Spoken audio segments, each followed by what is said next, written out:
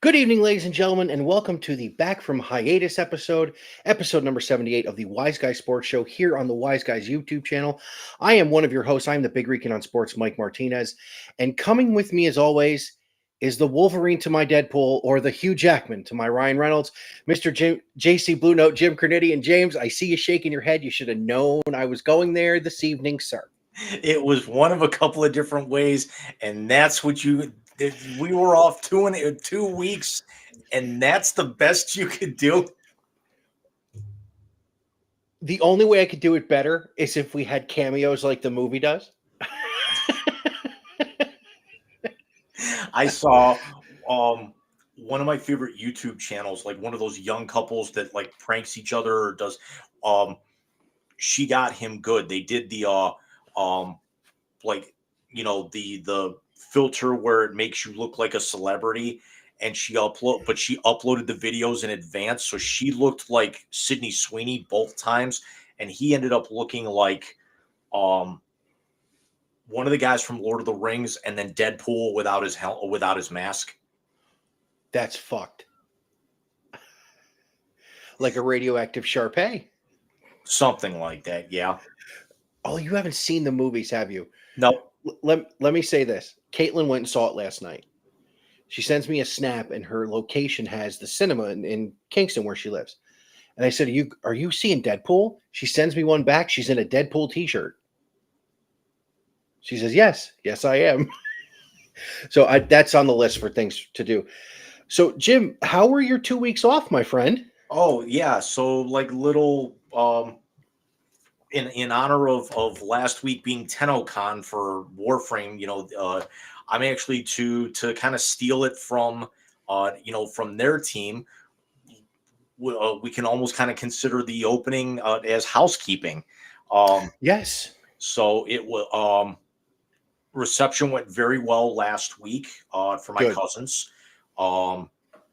It was funny is because all the cousins were seated together with their spouses, and we affectionately referred to ourselves as the kids table.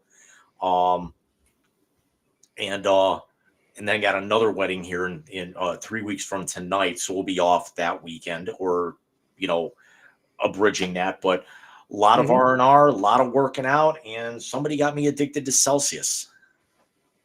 You can blame my wife for that one. And you can blame me for what I sent your wife earlier tonight. What the hell did you send her now? Mortal Kombat 1 Combat Pack 2 extension of the story. Cyrax and Sector, and then the new crop of characters: Noob Saibot, Conan, Ash Schwarzenegger, T-1000, and Robert. And I can't think of his name. Ghostface. Ghostfaced. From Scream. From Scream? Oh. Yes. Well, is it the Skeet Ulrich, the Matthew Lillard, the... How many people? I mean, 2 people in the first one. Or was it Sean and Marlon Wayans from Scary Movie?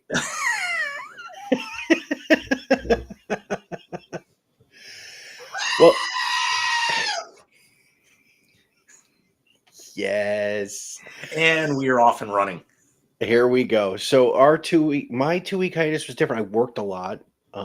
Hey, so we do the DoorDash on the side, and I did the one Saturday night.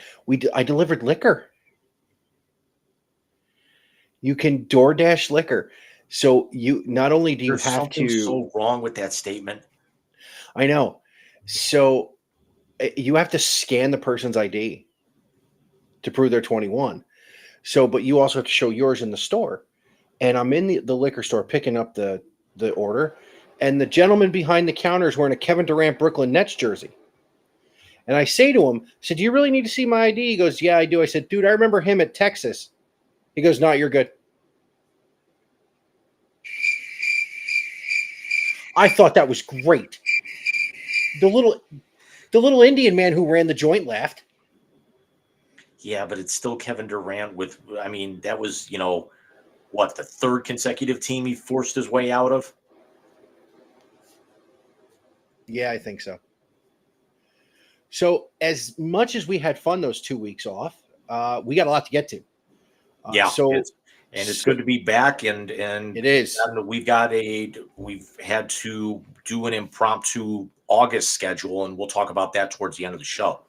Absolutely. So let's get to the hat trick, sir, and let's get to the first topic. It's the 3 biggest topics in the world of sports from the last week. Get ready for the Wise Guys hat trick.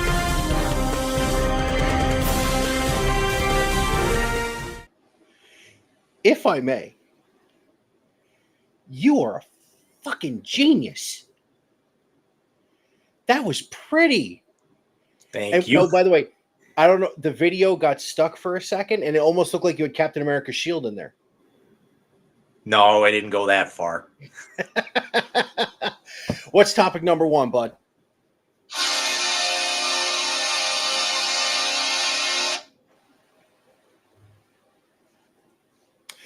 Ooh, yeah, this is going to be big.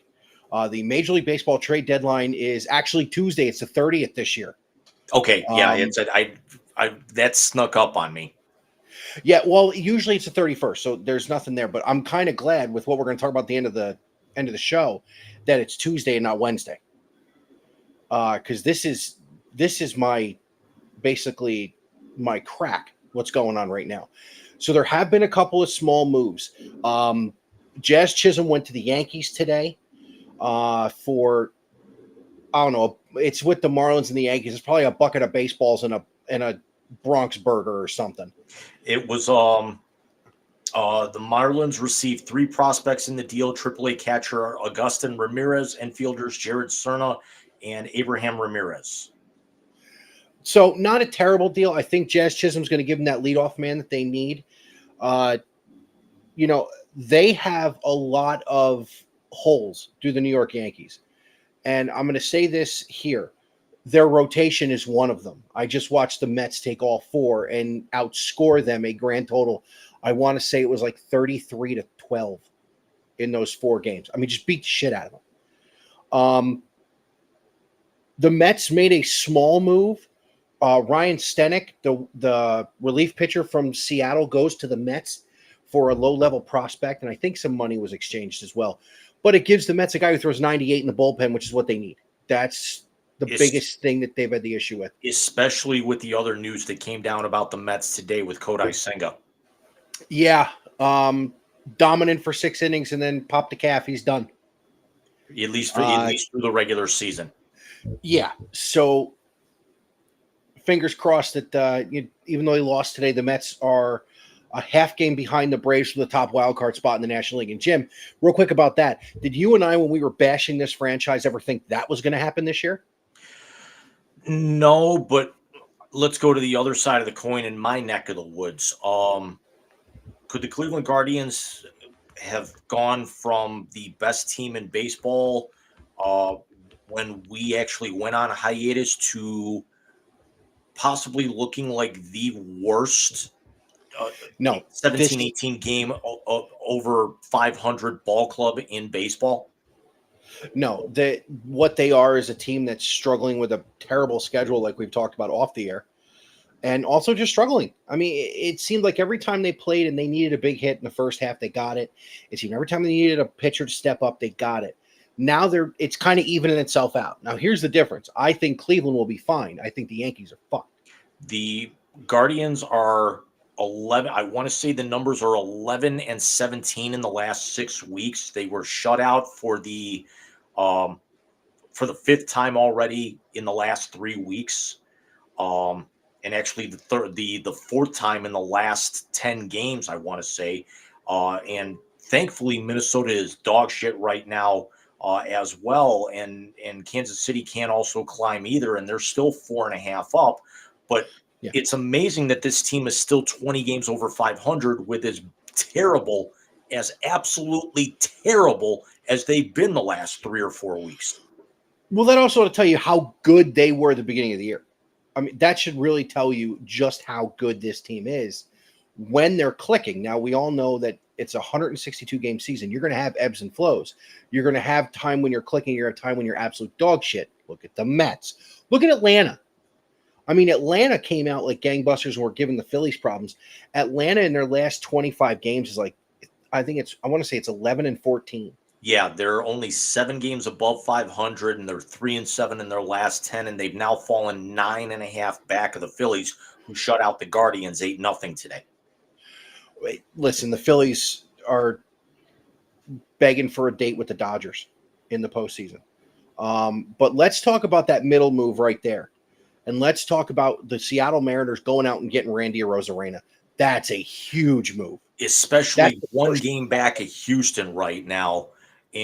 But Seattle needs something right now. They need some sort of jolt because they're 2-8 in their last 10. Well, not even that. Seattle was up 8 or 9 games. Yeah. As far as June 1st. And then Houston and the Mets took off at the same time. And the difference is Seattle fell down to earth and Philly kept playing well. I fully expect the American League West to come down to the final weekend again. I fully expect the National League wild card to come down to the final day. Here's the other thing that we're actually sleeping on. Even though they are 3 games under 500, do not sleep on the world champs. They are only 4 back in that division right now. Michael Lorenzen got torched today. Max Scherzer's been dog shit. Don't sleep on them from getting in. They're not going much farther. Well, I agree, but they're 6-4 in their last 10. The Mariners 2-8, Houston 5-5. But again, here they come. They finally have their run differential, in the black for the first time realistically in months. They're starting to play a lot better, and if they get going, Seattle's got to watch out. Houston's got to watch out. I agree with you. And a team that knows how to win in October is a tough thing to, keep at bay going into the end of the season. So I think they can get in? Yeah, they probably can. I don't see it past the first round. But let's go back to Arozarena in Seattle. Jim, I did not see him going there. I didn't either, but you'd have to figure he was going to be a name that was probably going to end up getting moved at some point because everybody's looking for bats. The Guardians have been linked to. I saw him in Cleveland. I will be dead serious. I saw him in Cleveland. There's talk that the Guardians are actually targeting somebody with the Padres. There was also talk that now the other talk is that they're actually linked to Brent Rooker with the A's. Brent Rooker would be a nice fit with them. He's a good right-handed bat to go with the switch-hitting bat of Jose Ramirez, the left-handed bat of Stephen Kwan. Who has he cooled off yet? Yeah, he really has. He was hitting close to 400. Now he's only hit his batting average over the fact of the last, 30 games. His batting average is now down around 347. He has lost nearly 50 points in the last 6 weeks. Yeah, and it seems to be even as good as J-Ram is, as goes Stephen Kwan, so go the Guardians. Correct. Because you can probably correlate the two. Because the problem with them right now is that if they're getting good pitching, they can't hit for shit. And when they actually can hit, they're not getting any pitching. So there's no balance right now. Oh, they sound like the Mets. But one other thing for the Guardians, do you see them going after an arm? They're going to have to. Because in 3 starts since coming off the injured list and making his first appearance of the year, Gavel Williams has been absolutely terrible. Carlos Carrasco has been absolutely terrible. Tristan McKenzie actually got sent down to the minors to make room for Gavin Williams. They have no options right now. They are, and it's not that the bullpen is not holding leads because Clase is now within 8 of breaking the franchise all-time saves record. Jesus. But it's also the fact of how many close games they're in. but they have to get to that point. And right now, their starting rotation is not doing that. They are still catching lightning in a bottle with Ben Lively, but they have no ace. Tanner Bybee has performed well, but he's starting to run into, I dare say, Corey Kluber era, where he would go out and throw the lights out of the building, but he can't get any run support. The Jacob deGrom syndrome. Let me say this. I think the Guardians' best bet for pitching is in Mexico. And we were going to go there, and that's who we were thinking. That's because you figure it this way. The perfect landing spot for Trevor Bauer, if he is to come back to Major League Baseball, which I think he should, would be Cleveland. You're not going to have the media circus you would anywhere else. Like if he goes back to the Dodgers, who are paying him $40 million a year, or if you go back to, or if he comes to the Mets, which I would love, especially with Senga being injured. But you go to Cleveland, you know the people, you know it's the same organization. He's still got Antonetti in the organization who knows him, and Carl Willis is still the pitching coach, and Santos is still there. Correct. Even though he's a base coach, but still, Sandy's still there.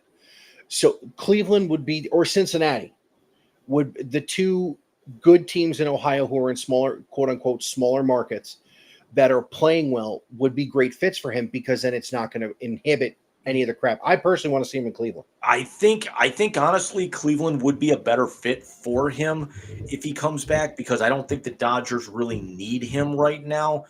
Even though San Diego's coming lately. San Diego's won 7 in a row. They're the hottest team in baseball right now. And especially after Dylan Cease throws a no-no the other night. Congratulations to him.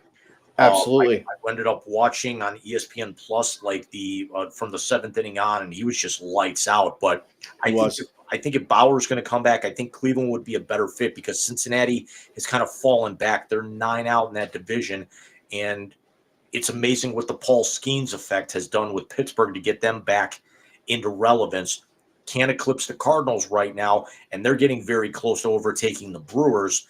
And it actually took a one-hit shutout loss for Skeens to have his first loss in the majors.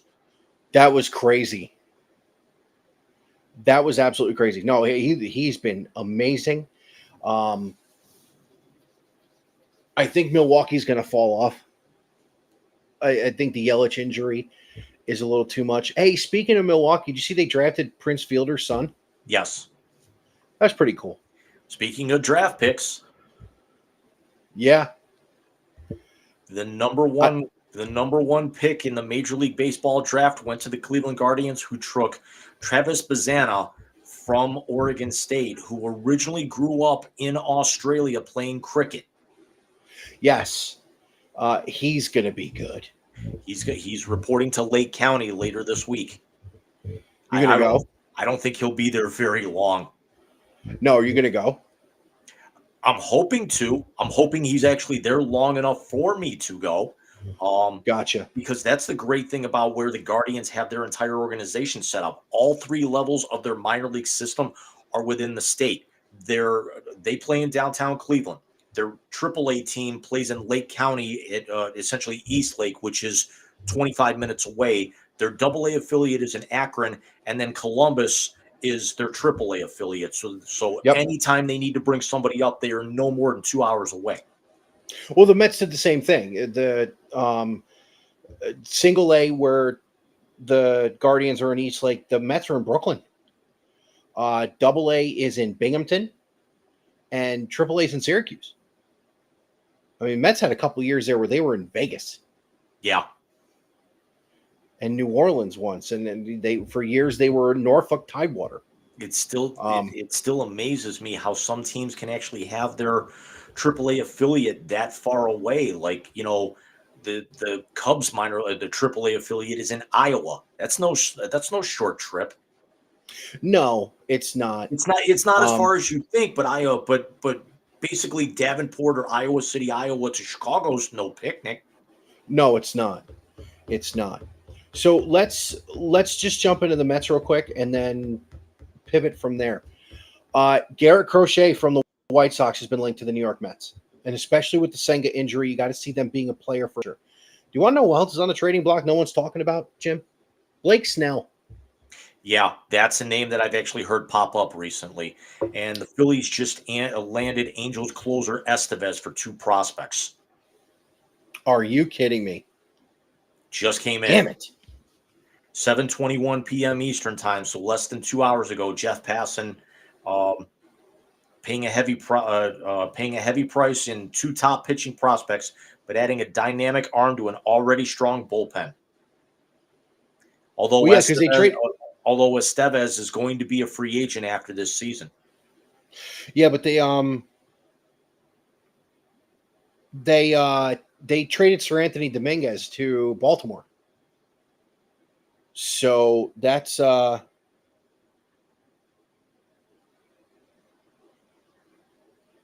to be huge. Real quick, baseball wise, prayers out to Freddie Freeman, who left the team to be with his ill son. I was talking about him the entire time I was at the shop yesterday, because he's a Braves guy. So I was looking to see if any other moves came in when you were talking about it, and that popped across from last night that he is not with the Dodgers right now. He's with the little one. So prayers to Freddie and his family. Moving on, the Mets need an arm now.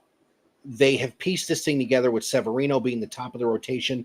Quintana has been better. Sean Manaea has been the best word I can say for Sean Manaea is consistent. Losing Christian Scott to the sprained UCL, and it is a sprain. They've had multiple imaging. It's not torn. Tyler McGill was okay today.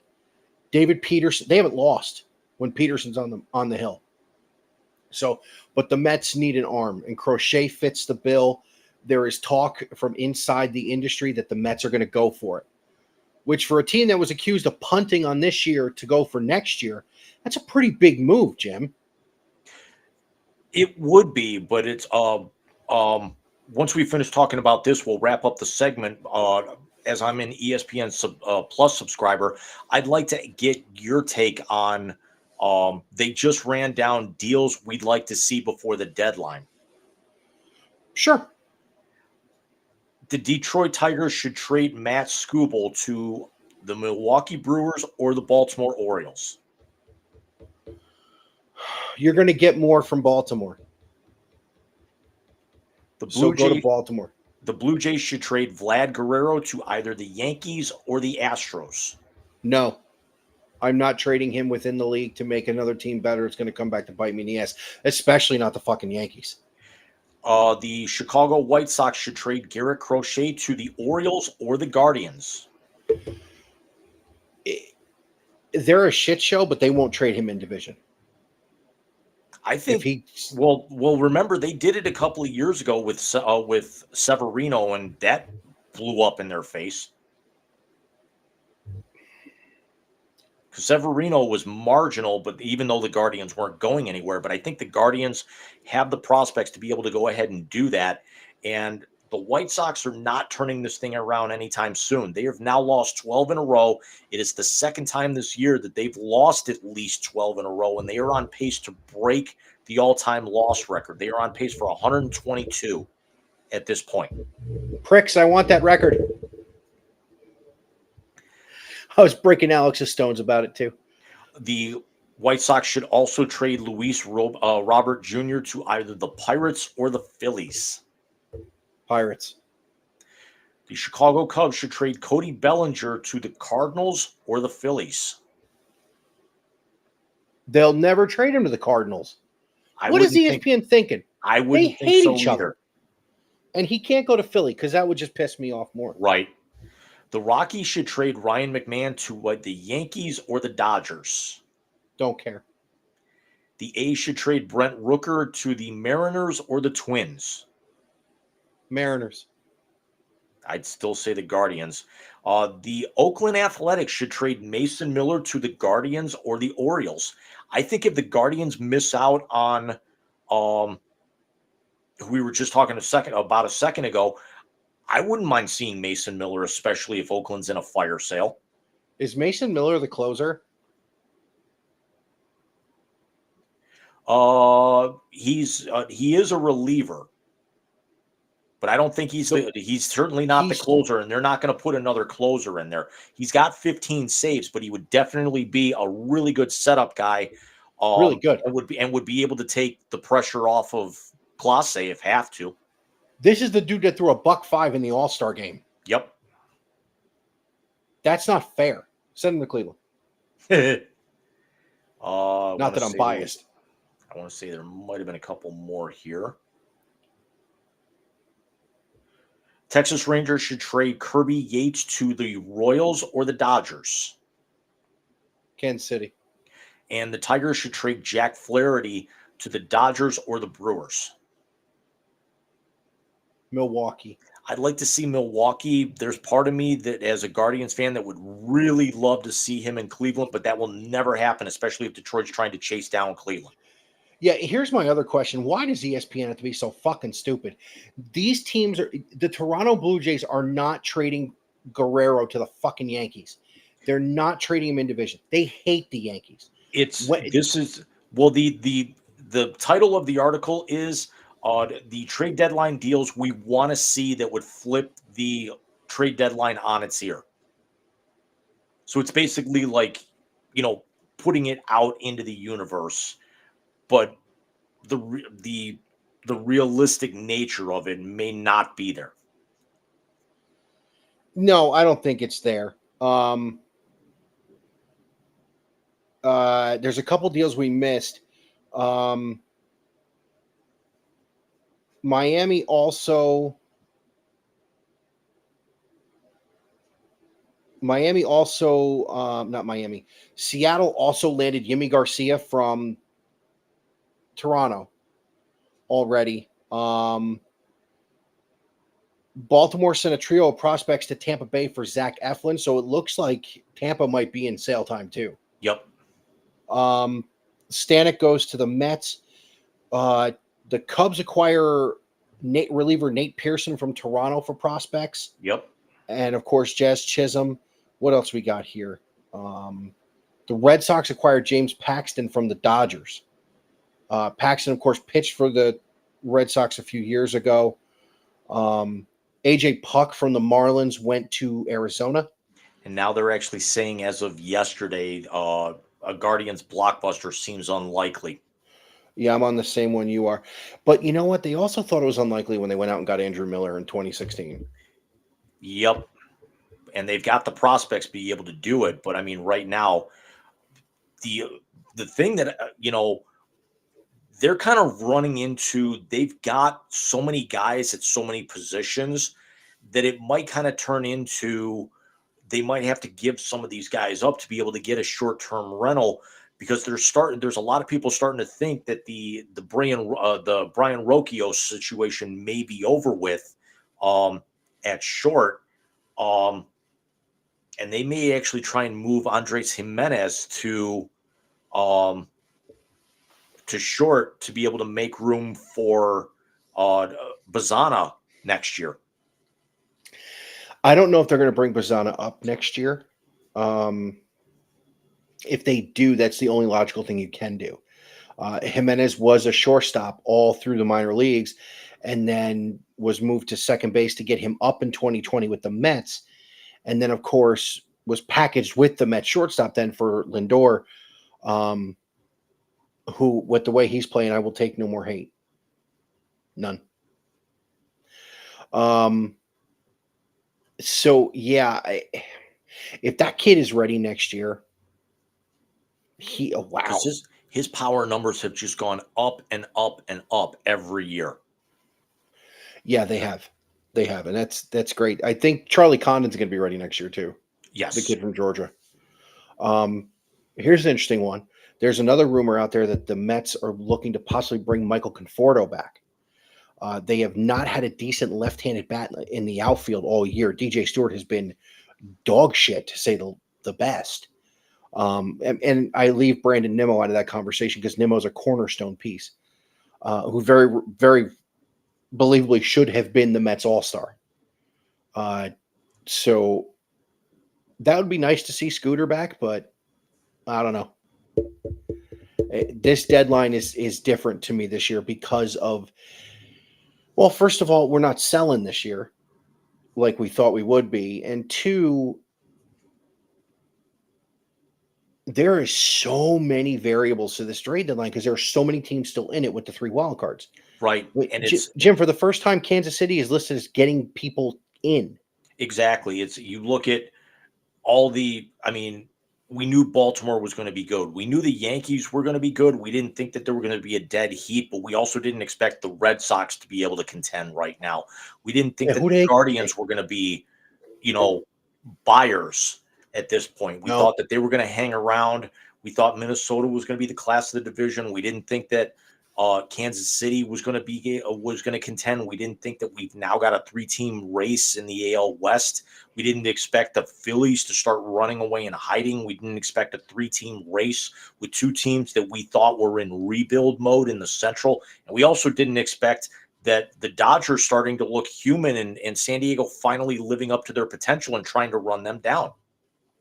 No, this baseball season has been a lot of fun.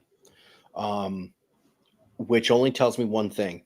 September is going to be a fucking insane asylum. And let's also see what August looks like as of, after Thursday. Tuesday's going to be nuts, dude. Tuesday's going to be clinical insanity. Speaking of nuts,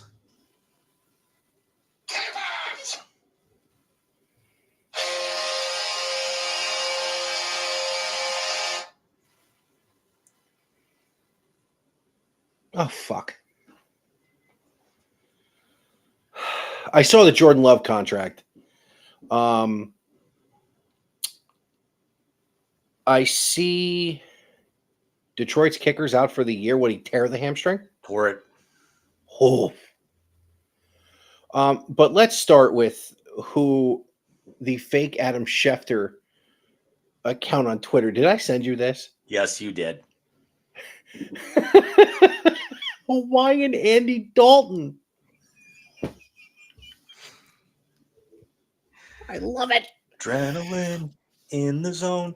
Something, Joe Burrow.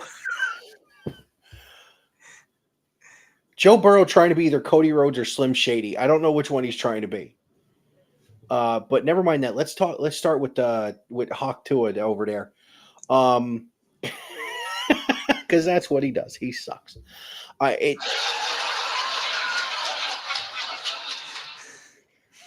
can't even begin to tell you how stupid the Miami Dolphins are. I can't even begin to fucking tell you. For 2 reasons. One, my feelings on Tua. He can't play against teams who are good.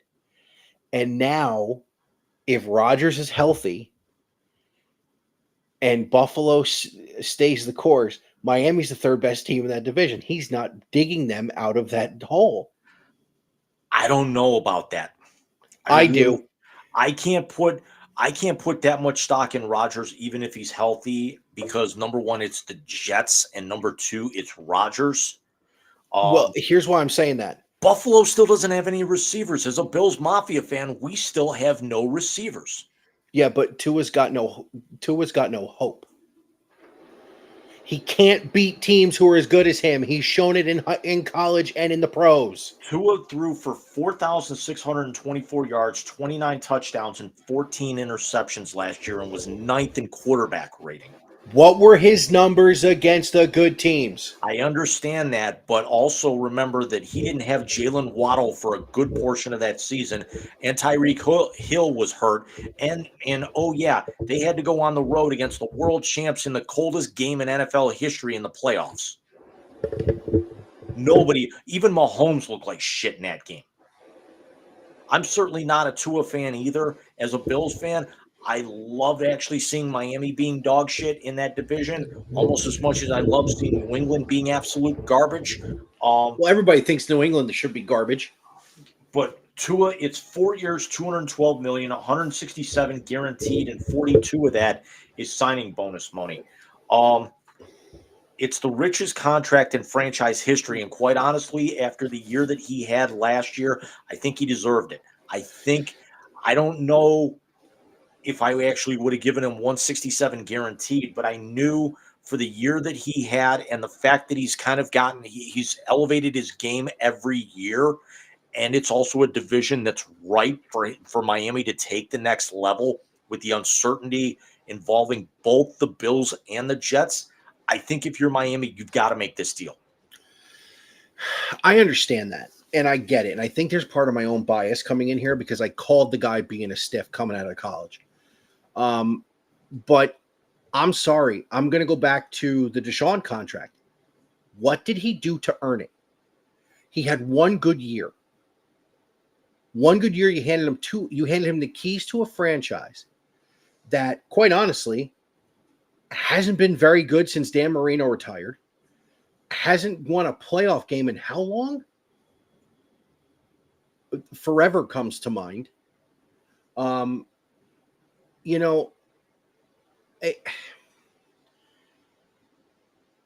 My biggest issue with them giving Tua this contract is that it seems almost premature because he's only had one good year. I think Trevor Lawrence getting his contract was premature. Again, one good season.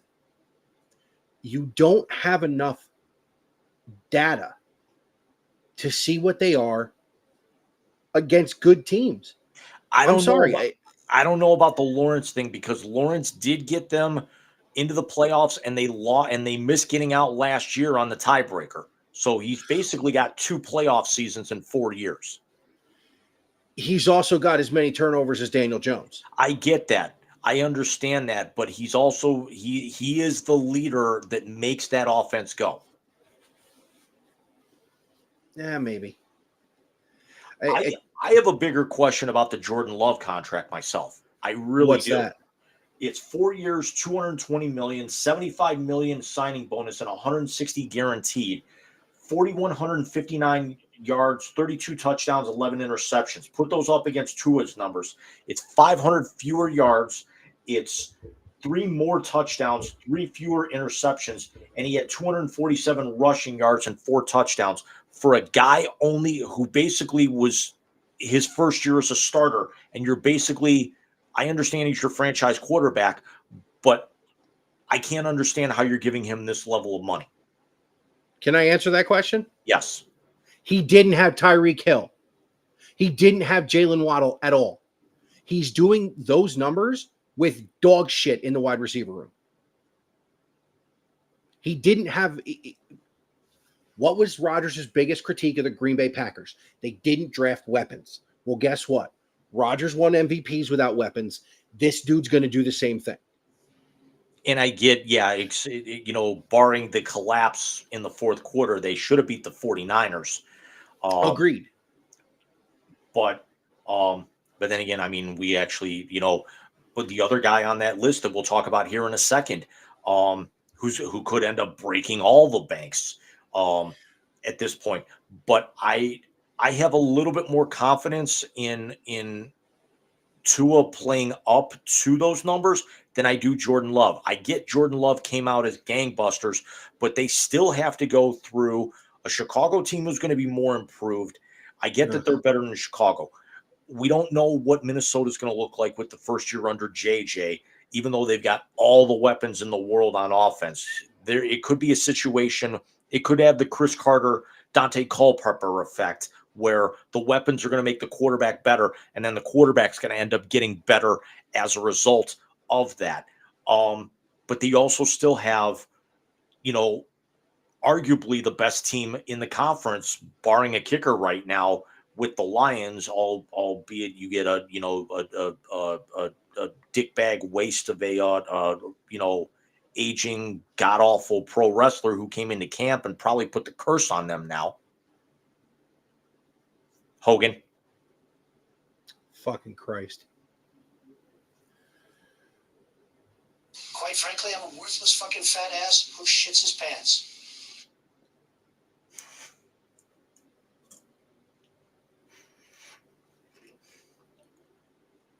You're my fucking hero. I've been waiting 4 days to be able to use that. I could use it every day. And by the and way, just that's AI. He didn't actually say it, so you can't throw me off of YouTube. exactly. We can make AI make him say many things. But going back to Jordan Love, let me say this. Jordan Love wins games in the elements. Jordan Love wins games with lesser talent around him.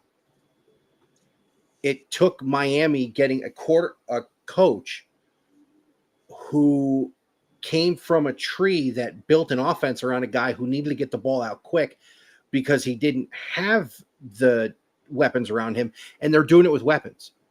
So I'm sorry. Deshaun Watson's deal was built on the back of DeAndre Hopkins in his prime. Tua's deal is being built on the back of both Jalen Waddle and Tyreek Hill. Of course, Tyreek Hill should get a cut with the amount of children he has. But in all seriousness, I give the money to Jordan Love first. He won those games with less of a roster. Tua won his games in the regular season with better talent and a better defense. So no, I don't balk at the Jordan Love contract. I balk at the Tua contract. And as far as the next guy, Brock Purdy, he's not fucking stupid. He will do something much like Baker did in Tampa and take less money to keep the weapons that are making him that good of a quarterback around him. Now, I understand he's probably going to do something like that, even though they're going to be losing Brandon Ayuk here really any day. I mean, Yeah. we can clock it with an egg timer at this particular point. Where he ends up is anybody's guess right now. I mean, keep this in mind. Thursday night, we've got football. I mean, we've actually got the Hall of Fame game this Thursday night. But, is Purdy going to take less money, or the 49ers going to end up backing up the truck? I think it's going to be a mix of the two. I honestly do. I think he's going to get his money, but I also think that the 49ers are going to offer him the world. And they should. Because as good as everybody thinks Jimmy Garoppolo is, Brock got them further. Or Brock was more consistent. They each got him to the Super Bowl. It's Brock Purdy is the perfect plug and play type of quarterback in that system. Mostly because he knows what his limitations are. He knows he's not the biggest, he's not the strongest. He has to play within the system. Garoppolo thought he was the second coming of numbnuts in the booth this year. They're going to pay him, but he also knows if they pay him too much, no Nick Bosa new contract, no Debo new contract, no CMC new contract, no offensive line in front of him, No George Kittle new contract. no George Kittle new contract. So you lose every piece that you have that's making your team better by doing that. It's stupid. The way the NFL does things is absolutely fucking mind-boggling. Also on that, Amari Cooper restructured. So the Browns, rather than extending him after the idea that he's going to be a UFA after this year, basically restructure his deal to where they convert $18.8 million to signing bonus money, meaning it's 31 against the dead cap, but only 8.74 goes against the cap. And he only gets a $5 million bump this year. And actually even said that he didn't get everything that he wanted. But I think this was more of a matter of the Browns wanting to get him into camp because of the fact that he's going for that third contract. But are they really going to pay this guy, top level money at 30 years old, looking for that 3-4 year deal worth, 14-15 million a year? He's basically looking for Justin Jefferson type money or Stephon Diggs type money. I don't think he's quite there. I think he's one tier possibly below that, but I think it's actually smart. My only concern is that if Dallas goes out and fixes the CeeDee Lamb situation, I think Amari Cooper's, regardless who the quarterback is, even if it's Deshaun, is going to have a better season than CeeDee Lamb. Take the Dak, overplaying, to his potential and then underplaying at the end. Take that out of the equation here. But I think Amari Cooper is a better receiver than CeeDee Lamb. I mean, hell, Dallas moved him to make room to get CeeDee Lamb. No, and I was happy Amari stayed in Cleveland. I think for the team and the community, he's a very good fit. He actually did say that he wants to retire as a Brown. He likes it here that much. Well, and that's a great thing, because for those of us who know and love the area and the way the area loves the team, that is some place that you should want to play. Having said that, you can sign Amari Cooper all you want. You can. Who's the idiot? Jerry Jeudy? Is that the one they brought in? Yep. Okay, you can bring in Jerry Jeudy to play second fiddle. You can have one of the top 5 tight ends in the league. You can have Nicholas Jamal Chubb, because did you see what the fuck he did in training? That worries me. There's part of me, I get that he is an absolute freak, and this is what he's done every year, but that kind of worried me. It worried me too. You don't know when he's coming back. It could be week 4, it could be week 8, it could be week 12. We don't know. It could be week 1. I doubt that. I doubt it too. What week did he get hurt last year? Week 2. Yeah, I wouldn't be shocked. He's already on the active roster, and they put him on the PUP list, which actually means I think at the minimum he would miss the first 4 games. Well, no, the PUP list during training camp has different rules than during the season. Because I think you can pull somebody off the PUP list before you put in your final roster. Don't quote me on it. But I think you can do that. Here's the problem with that. Who's throwing the ball? Because you can talk to me about zip on it in training camp. You can talk to me about all of that. He has not been impressive in his time. We all knew after coming off his 27-game self-imposed suspension, he wasn't going to be ready. And then he got hurt. So now you have basically almost 2 full seasons without playing. Okay numbers and 1 great game, and then a shoulder injury. You're spending all this money. We talked about it when you and I had our production meeting Thursday morning as we were driving into work, that a national analyst actually came on Cleveland radio and said if everyone is thinking that he's going to return to form and he's going to be the MVP type candidate that he was in Houston, he's not. That guy's gone. And I'm very hard pressed to disagree with that idea.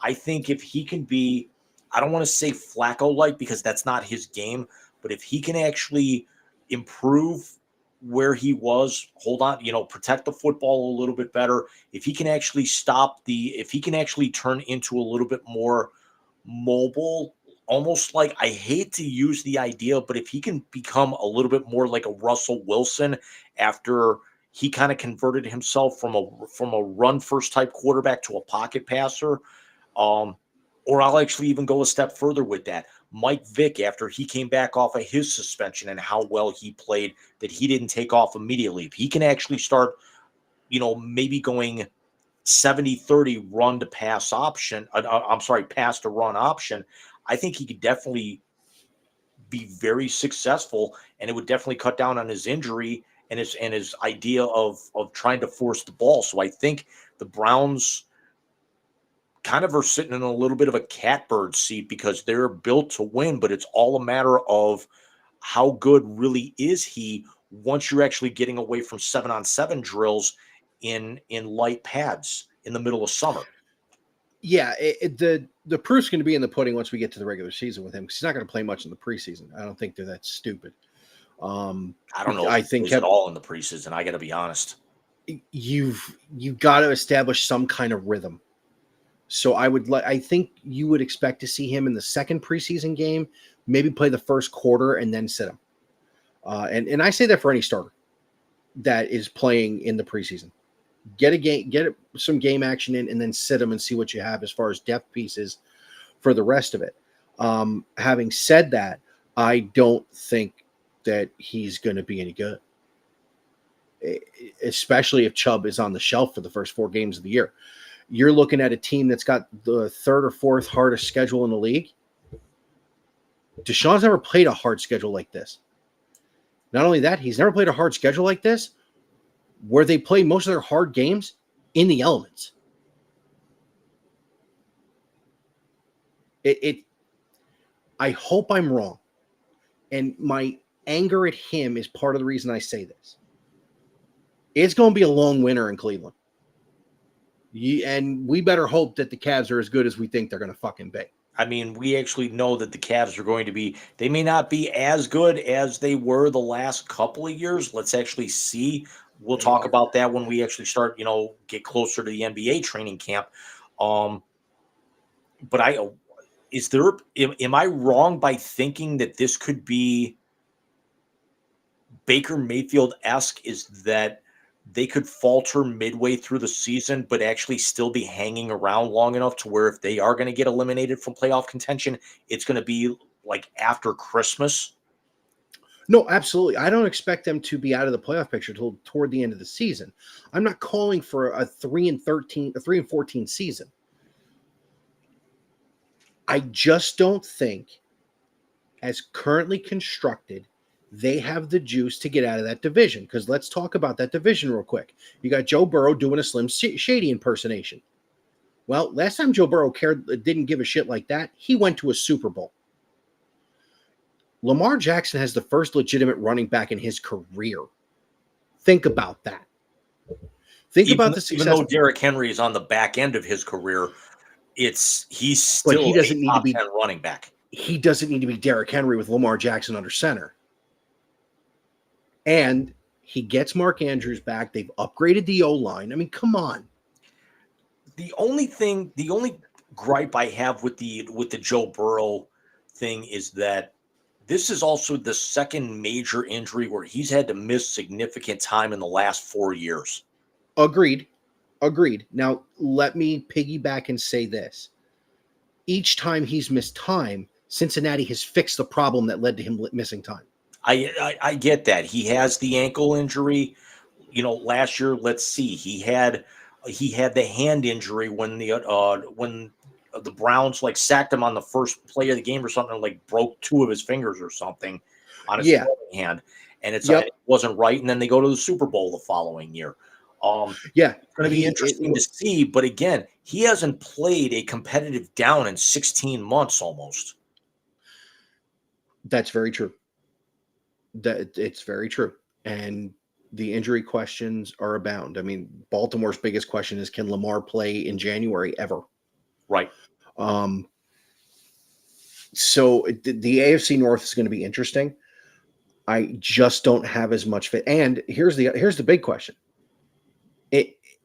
Is Justin Fields going to take the starting job from Russell Wilson and make Pittsburgh a contender?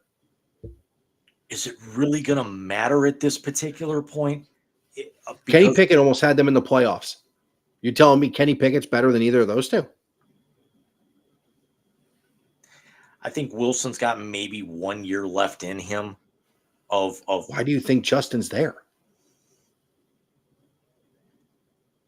Yeah, but you also have to keep in mind that Pittsburgh has nothing outside of their backfield.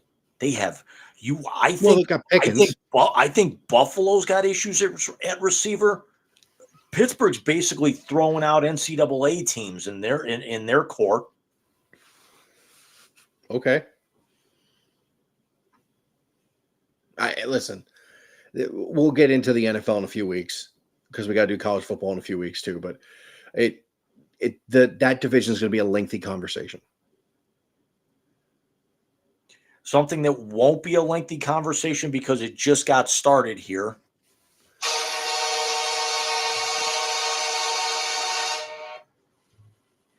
One of our favorite times every 4 years. Yes. So let's start with the 4x100 relay because Armstrong, who swam the third leg, he's a Buckeye. He's not a Buckeye football player, so Caleb Dressel, a member of that team, his 8th gold medal, and they beat Australia by over a second in that race. Was Dressel the one who swam the anchor leg on that Michael Phelps relay that came out of nowhere? No, that was Tom Lezak. Okay. But Dressel was I want to say he was the second leg because I think Phelps was the third. That was the medley relay. So yes, because I was watching that Lezak He- replay the other day. he swam the breaststroke, and Phelps swam the fly. Zachary swam fly. Sorry, had to link one of my kids to it. I love the Olympics. I absolutely do. I want to say I think the flag bearers were very nice. LeBron and Coco. That's the first time a men's basketball player was a flag bearer, which I thought was pretty cool. People saying that they saw the correlation of LeBron at the end of the ship, the end of the boat, holding the flag, and it's the George Washington. I'm like, no, stop it. There was no ice in that water. The meme that I love is that they actually had to hold it when he was flopping, holding the flag. Oh my God. But the U.S. Claimed their first medal yesterday on the opening night of the games, taking silver in women's. I want to say it was 3 meters synchronized diving. Yeah. And we've seen rugby sevens already finish. We saw Katie Ledecky take bronze in the women's 400 freestyle, and she finished behind Ariane Titmus, who, despite being the number one qualifier. And Katie's going to win a gold medal or two this Olympics. People actually have to be reminded that Katie Ledecky is only 27 years old, but we've been watching her for so damn long. She was a teenager. Yeah, and Titmus hasn't lost in the 400 free since 2019, and is the current record holder. Titmus was the number 2 qualifier, so didn't get natural lane choice, and still won this race by over 3. She beat Ledecky by more than 3 seconds for bronze and a second and a half for silver. Jesus. That's how good Titmus is in the 400 free. Yeah, and when you get your event, you just you own it. You own it. And Ledecky, I want to say, she's. I want to say that she's in a relay. She's also the defending champion in the 1500, which she'll actually be going for. So she's a distance swimmer. She's a distance, and I think she's going to be on a couple of more podiums by the time all the events are done in the pool here next weekend. Absolutely. No, she's going to win a couple. And I want to say that she doesn't swim again until Monday or Tuesday. Yeah, depending on when the women's relays are. They usually do the men's relays first and then the individual events last, and they do the women's individual events first and the relays last. So listen, she's going to win a couple of medals. We don't have to worry about her. I thought Canadians were nice. Yeah, for those who did not see that story, the Canadian women's soccer team, the defending Olympic champions, mind you, were doxed 6 points in the standings by FIFA for using a drone to spy on competition, and now need to win both of their games and get a little bit of help to actually finish third as a wild card to be able to qualify for the knockout round. Speaking of women's soccer, a little off topic. Did you see Dansby Swanson's wife scored 2 goals in 1 minute today? Yep. Good for her. Now here's my question. As Team USA goes out and wins 4-1 and now, shakes off the rust of their opener and are now in the catbird seat to advance to the knockout round. Yeah. Now let's talk about something here. Who did she think she was going to fool in the post-Houston Astros Michigan Wolverine world? And the fact that now they are missing their head coach for the better part of a year because she is not allowed to partake in any type of coaching duty in Nope. any FIFA sanctioned league, organization, whatever. We're talking Team Canada, we're talking NWSL, anything. I find it hilarious FIFA's suspending someone for corruption. Yeah, what's more hilarious, them doing that or actually suspending somebody like this in the middle of a major tournament? Name I can't think of the last. I mean, none of us follow soccer, but this would be like the equivalent of FIBA going out and suspending Steve Kerr in the middle of a tournament.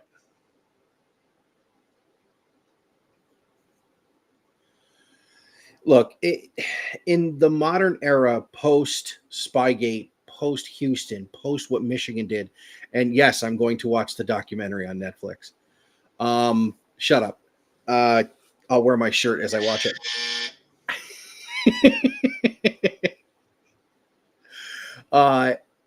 You knew you were getting busted. You knew you were getting busted.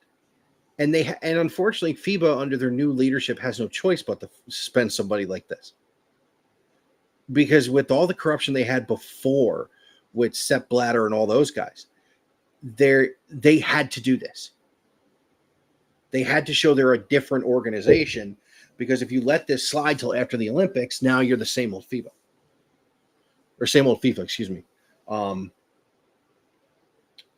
You brought up FIBA and FIFA, man. It fucked me up. We get track and field starting, I want to say, on Monday, and actually Cleveland's own Katie Moon, formerly Katie Najat, actually is going out to defend her gold medal in the pole vault Monday at 1 p.m. Nice. 1 p.m. Nice. Eastern time. Oh, that's who that was.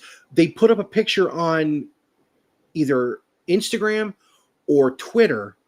It was her and LeBron. It said just a couple kids from Ohio. That was pretty cool. Yeah, that's who that was. I was like, Katie Najat.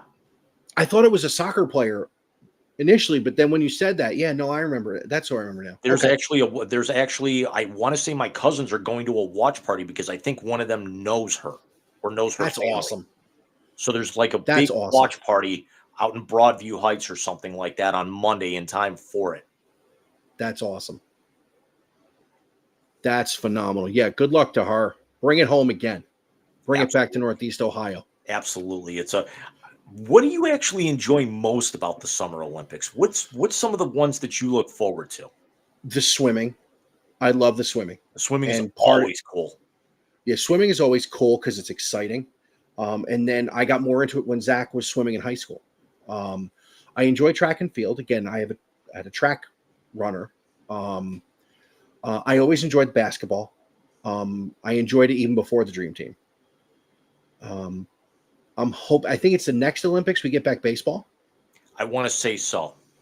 Yeah, and that was my favorite. I mean, I will never forget where I was when the 2000 Olympic team, under the managerial tutelage of Tommy Lasorda, and won the gold medal by beating Cuba in was it in Japan in 2000 or was it in Australia? I want to say that was Pyeongchang. Yeah, because it was ass o'clock in the morning. I woke up to watch that game. As a matter of fact, I think I skipped school to watch that game. Like I wasn't in the computer lab that day at school. 2000 was Sydney. Sydney. That's when they did it. That was who was the pitcher? Milwaukee. Athens was 04. Beijing was 2008. London was 12. So and baseball had been cut by then. 2000 was the one. Who was the pitcher? Right-hander, went right from there till Milwaukee started opening day 2001. I cannot remember his name to save my life.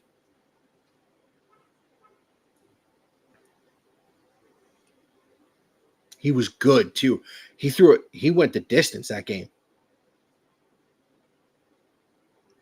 Oh, what the fuck is his name? Where'd it go? He was hurt a bunch in the major leagues. It's Ben something, I think.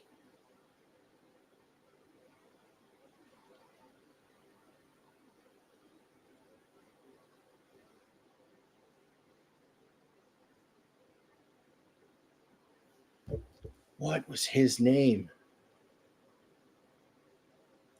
Hang on. I got it. Ben Sheets.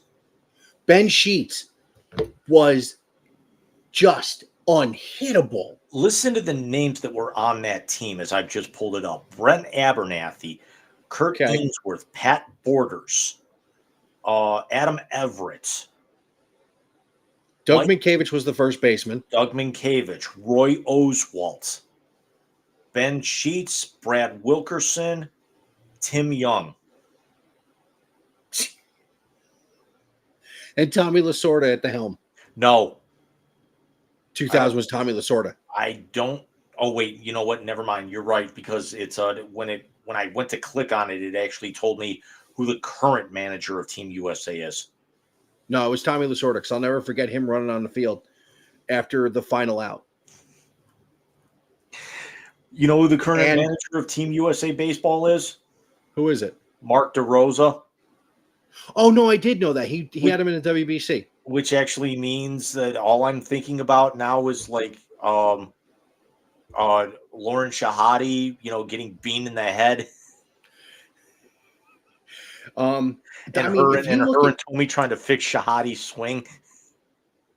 if you look at international baseball right now, some of the managers will blow your mind. Like D-Row had the United States. Yadier Molina had Puerto Rico. Mike Piazza had Italy in the WBC.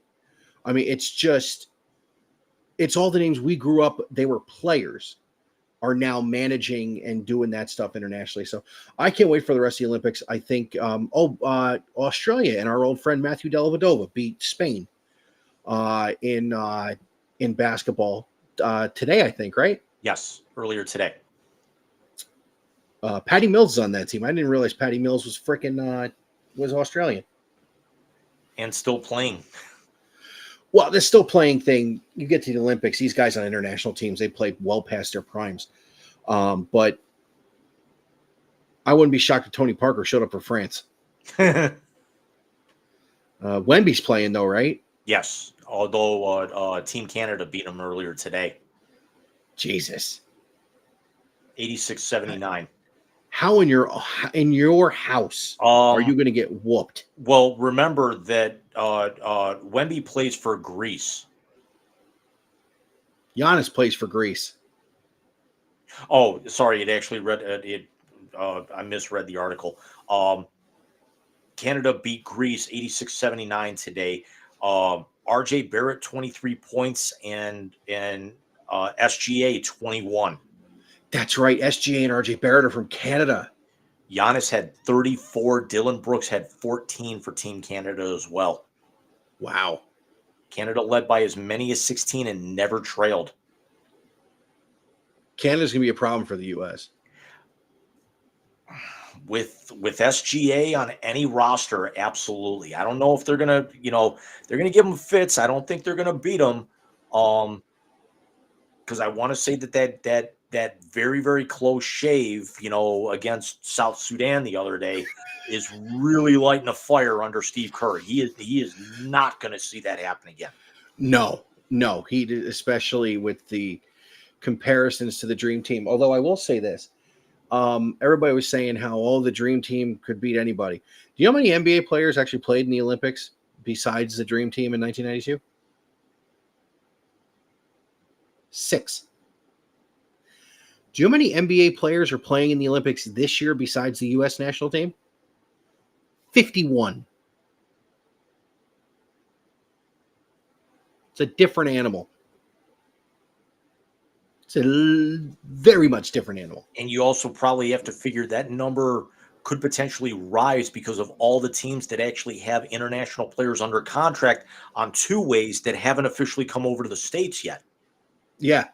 I mean, you got guys who have draft rights to players who haven't touched U.S. soil, but they're technically NBA players because they have a contract and draft rights by an NBA team. So the Olympics are going to be fun. I'm really looking forward to. I want to see Sha'Carri Richardson just win the 200. That would be cool with the crap she went through. I want to see Simone Biles win another gold medal and just shred competition in gymnastics. Oh, I enjoy gymnastics too, Jim. I'm sorry. I missed that. So yeah, I think this is going to be a fun year. There's part of me that is also going to be very interested in the men's and women's golf, especially coming off of the British Open last week. Can Xander Schauffele repeat that I talked about on the sports note? Yep. You know, and Scotty Scheffler is going to be in there as well. So I mean, you've got the top 2 players in the world right now on Team USA, and everyone's hunting for them. Could Nelly Korda, possibly break through and win a gold medal as the best women's player in the world right now? I mean, could it be a clean sweep for the Americans on the medal podium in golf? What are we going to see with Kim Pegula? Not Kim Pegula. I can't think of her name. The daughter, Terry and Kim Pegula's daughter, the tennis player.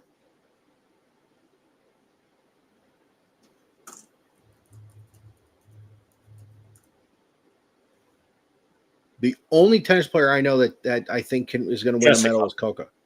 Jessica Pegula. Okay. I think Coco is going to win gold again. It'd be nice to see. But I mean, it's a loaded field with tennis, and I don't think Andy Murray's going to play. No, I don't think he's playing either. So it's again, it's going to be phenomenal games. But yeah, I think Simone's the one I'm looking forward to the most out of all this. But Jim, we're an hour and 12 minutes in. What do you say we hit halftime and then come out swinging in the blast and give the audience the much needed visit to the translator after 2 weeks off? Absolutely. Absolutely. We'll see you guys in a few minutes. See you in a few.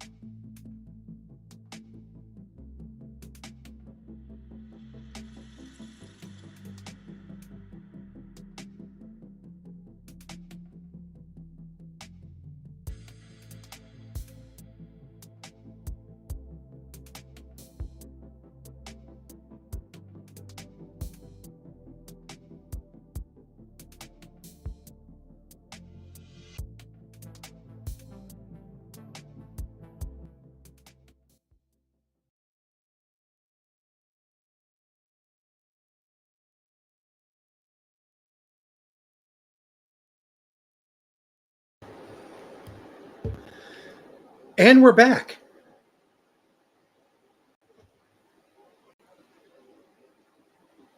You're muted. Did the housekeeping at the start of the show? Did the personal housekeeping during the intermission? Oh my God. So, Jim, we had a packed hat trick because of the 2 weeks off. And just it seems like this year has been just a content heavy year. What do we got for the blast tonight, sir? There hopefully will be graphics on this coming by the time we're back, which we'll talk about here, before we close out tonight. But not too much just because of the time sensitivity, but got a little UFC, got a little wrestling, got a little bit of NBA right now because let's be honest, we talked NFL in the beginning. There's nothing to talk about with the NHL out, after the nuts, free agency period the last time we came to you guys. So we'll mix a few things up here a little bit. So the first thing in there, we've actually got a little mini heavyweight title tournament set in the UFC as interim champion Tom Aspinall is going to take on current top contender Curtis Blades. And the winner of that is going to end up fighting John Jones or Stipe Miocic for the undisputed heavyweight crown. John Jones last fought with that title earlier this year and then tore a pectoral that they say is going to take upwards of 8 months to heal. Stipe Miocic hasn't fought in 2.5 years and is now 41, going to be 42 years old if that fight happens before the end of the year. He's still going, though. Obviously, if Stipe fights, we know who I'm pulling for. That's the thing, though, is anytime John Jones is fighting, you always pull for the other guy. Yeah, well, that's... Especially now that he had another run-in with the law. Right, well, you never, ever root for the crackhead. This time, I actually think that there was an allegation that, he assaulted somebody when he was drug tested first thing in the morning. Because he knew he was going to fail. Even so, it's, Baker Mayfield said that how much he got piss tested. John Jones, if he's going into competition or anything or coming off of surgery, he needs to be piss tested every other freaking week. I mean, you'll lose less money on an assault charge than you will fail at a piss test after a heavyweight fight. Yeah, that's very true. Listen, man, he's such a piece of trash. I can't even do it. I can't. The other thing I'm looking forward to in MMA is next week the Pro Fighters League has their starts their playoff series, and they of the 6 different weight classes that they have, the one that I'm looking forward to the most is the women's flyweight semifinals. And did you watch the clip that I had sent you of that one fighter, that knockout from a couple of weeks ago? Yes, that was scary. Young lady's name, she's only 25 years old. She is undefeated. She is the #1 ranked woman in the Pro Fighters League playoffs. Her name is Dakota Ditcheva. She is from the UK, and this woman is going to be the next great fighter in women's mixed martial arts. And I hate to say it, that the PFL, when they actually eclipse their peak where they've at, they kind of move on a little bit. Their original 2-time and defending women's champion, Kayla Harrison, loses to Larissa Pacheco in the 2022 playoffs, and then now Kayla Harrison's in the UFC looking for a title. Larissa Pacheco is now looking to fight Cyborg for the Strikeforce title because the PFL bought Bellator. I'm sorry, not Strikeforce. It's Bellator, and Cyborg's got the title there. And Dakota Ditcheva, if she stays, because she won last year's PFL European World Championship, if she wins this, could she possibly look to jump as well? Could she stay? But she has all the tools of being the next breakout star at only 25 years old. You know, I can't get to the MMA thing. Obviously, Stipe is a different animal from being in Cleveland. Because it was like the golden age of heavyweight boxing that our dads grew up through. And then you had the middleweights and the little bit bigger than those with the Sugar Rays and the Thomas Hearns and the Marvin Hagler and the Roberto Duran. And then you had Tyson and Holyfield and the rebirth of George Foreman. I can't get into MMA for some reason. I mean, I remember I've watched 2 MMA fights on pay-per-view. Brock Lesnar against, was it Randy Couture, his first fight? His first fight was Frank Mir, where he got tapped out. No, when he won. Okay, that was Randy Couture because Frank Okay. Mir beat him in his first fight in 90 seconds. Okay. So I watched the Brock Lesnar Randy Couture fight, and then I watched Stipe win the world championship. That's it. I take it back. I watched Stipe win the world championship, and then I watched him defend in Cleveland. Which was also historical for the fact that it was Phil Brooks on that show too. Was it really? I don't remember. It was 8 years ago. Yeah. Because that was that. Wait, did he defend in 16 or 17 in Cleveland? I know he won in 16. 16. I want to say that show. You know what? I could actually answer that because I blogged about it. That the idea of Brooks on that show was going to be a farce. It was September of 2016. So it was 2 months after the Cavs won the championship. Yep. 3 months after the Cavs won the championship. And that's right, because it was the month before the World Series. Okay. Man, that was some run Cleveland and Ohio had in those few years.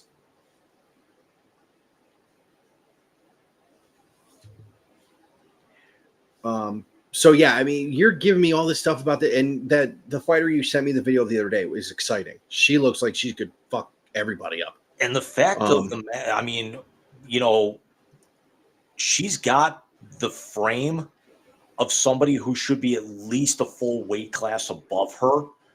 And she's lean enough, but she's also got incredible knockout power, as you saw. Well, And the muscle. That's why I think she's going to be so damn good wherever she goes. Well, the technique matches the muscle mass, to be honest with you. She's got phenomenal technique, and she's built like a brick shit house. Yeah. For lack of a better term. Because there really isn't one. Because, again, I'd be a little worried too. Her birthday was earlier this week, and basically she walked into her room and they had everything like her friends and her roommates surprised her. And she basically, here's this in absolute ass kicker going for a world championship in a few weeks and $1 million payout if she wins the damn thing, basically getting spooked like she's 4 years old when she walks into the room. That's awesome. It was funny as hell. I saw it on her Instagram because I just ended up following the girl a couple of weeks ago. That's awesome. That I'd like to see. So the last thing on there, and then we'll talk about AEW here in a couple of minutes. The NBA sued, the Warner Brothers Discovery sued the NBA over losing the TV rights to Amazon this week. Well, yeah, because here's why. TNT matched Amazon's bid. Of 1.8 Flat out billion. matched it. Yes. Flat out matched it. And the NBA basically went like this. Which is their right, but I will say this. Adam Silver has done many, many good things as the NBA commissioner. I think he's one of the few who hasn't missed. Whether it be ways to make the game better, support for the WNBA, properly suspending players who have issues. Adam Silver just made his Gary Bettman move. And you know, if I invoke Gary Bettman, I thought the Gary Bettman stupidity move would have been that stupid NBA Cup last year, which is apparently. but that was good. bad. That was good. Do you want to know why it was good, Jim? Because we didn't have these guys sitting out in October. They were playing. So I won't get fined. Oh, shut up. I enjoyed it. Did any of the teams I follow in the NBA do anything with it? No, they didn't. But you know what? It was a good watch. No, the Gary Bettman move is this. And well, let me put it this way. There's levels to stupidity as a commissioner. He hasn't made a Rob Manfred move yet. But it's Manfred as far as stupidity goes. It's Manfred. It's Bettman. It's what was the NBA, the PGA guy's name? Oh, I know who you're talking about. And I can't think of his name. That fucker. So yeah, this was a Gary Bettman type move. If he comes out and speaks on this and says anything other than we just decided to go in a different direction and tries to expand on it, then it will be a Rob Manfred move. The PGA commissioner was Jay Monahan. Jay Monahan. Okay. So yeah, Manfred is the stupidest. Bettman is second. Monahan third. I'd have to say the fourth would have to be Roger Goodell. No, I take that. Roger Goodell. I take that back. It's Rob Manfred. It's the douchebag from the playoff committee from last year. It's then it's Gary Bettman. Or vice versa. You can put those anyway. Goodell and Silver are toward the bottom. They usually make the smart moves. Yeah, this was a Gary Bettman type move. This was dumb. The new contract apparently is 11 years and $76 billion with Disney, which is going to be ESPN, ABC, NBC getting back, and Amazon Prime Video instead of TNT. Now, I like that because I'll be able to watch the Cavs more because I have Prime. Inside the NBA is its own entity. It's why the NBA has been able to cross over because Shaq and Kenny and Chuck and Ernie are so engaging. And even the guys they bring in to fill in when the guys aren't there. Chris Webber's really good on it. Vince Carter was really good on it. You had guys who could do that stuff. I would love to see NBA TV pick up Inside the NBA and make that their pregame show. NBC already has its niche because Round Ball Rock is being remastered by John Tesh. John Tesh, yep. It is scary that I still know that name. It's because it's also been Fox Sports College Basketball for the last 5 or 6 years as well. It has been. But I will always remember it as leading into Len Berman. Not Len Berman. And Ahmad Rashad. Ahmad Rashad. No. Yes. That's not Len Berman. It is Len Berman. Marv Albert. Marv Albert. Len Berman's the other one from New York. But yeah, leading into Marv Albert calling the finals. Costas did stuff on the NBA with that, but I just, it's not going to sit right with me. We've had a generation with Chuck and Ernie and Kenny and Shaq. And Ernie and C Webb and Baron Davis and to an extent Draymond when he fills in because he's highly entertaining when he's on that panel.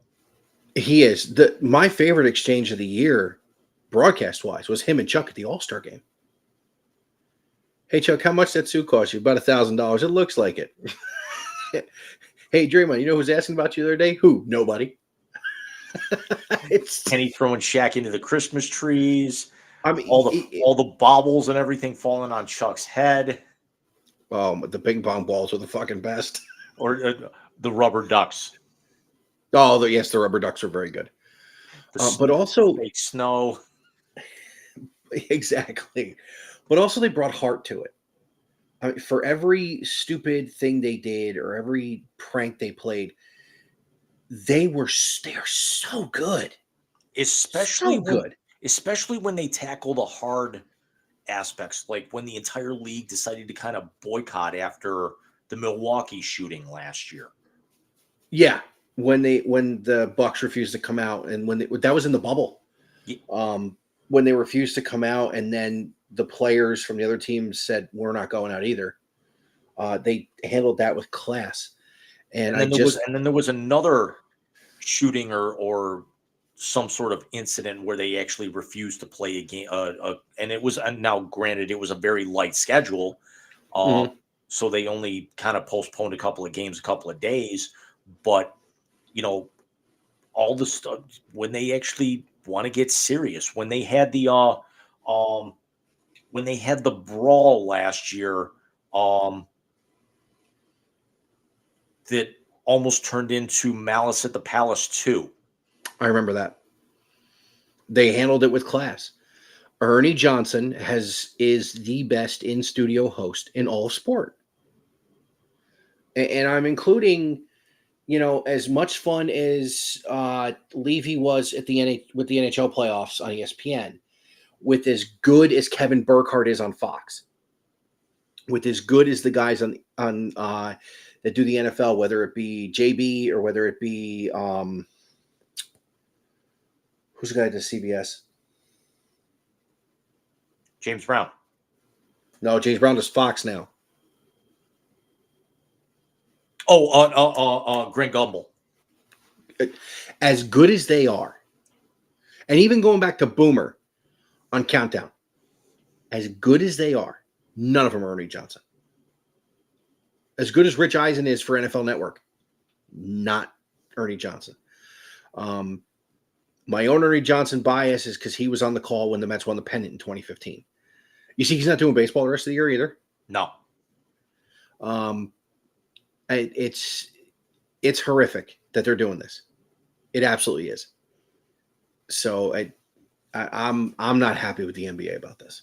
Me personally, I don't like to see it. I don't watch as much NBA as, I mean, quite honestly, outside of the Cavs and to a smaller extent the Celtics, I don't really care because they're going on the same time as the NHL.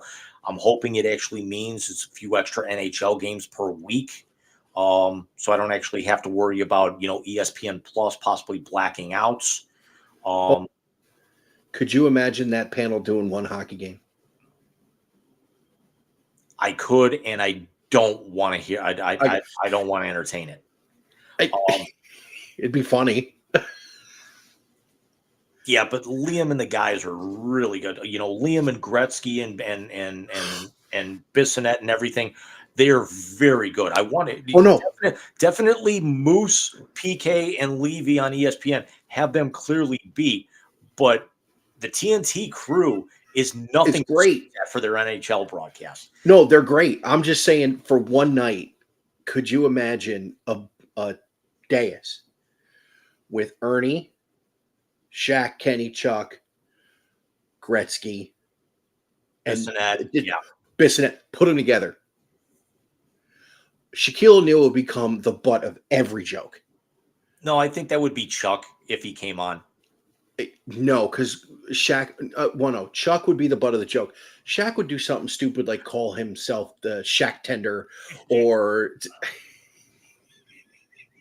Shaq knows a little bit about hockey, though. I know he does. The idea of Kenny being able to break down things with Gretzky, as analytical of a mind he is, but being able to see Chuck and Bissonnette just go at each other as the two clowns of their respective panels. Oh, that'd be great. That would be wonderful.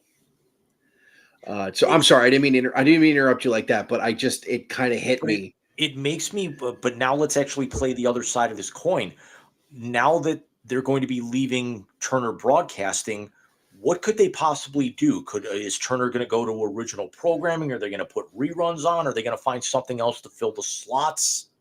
Well, the thing with Turner is Turner's going to be a part of college football more, I think, coming up.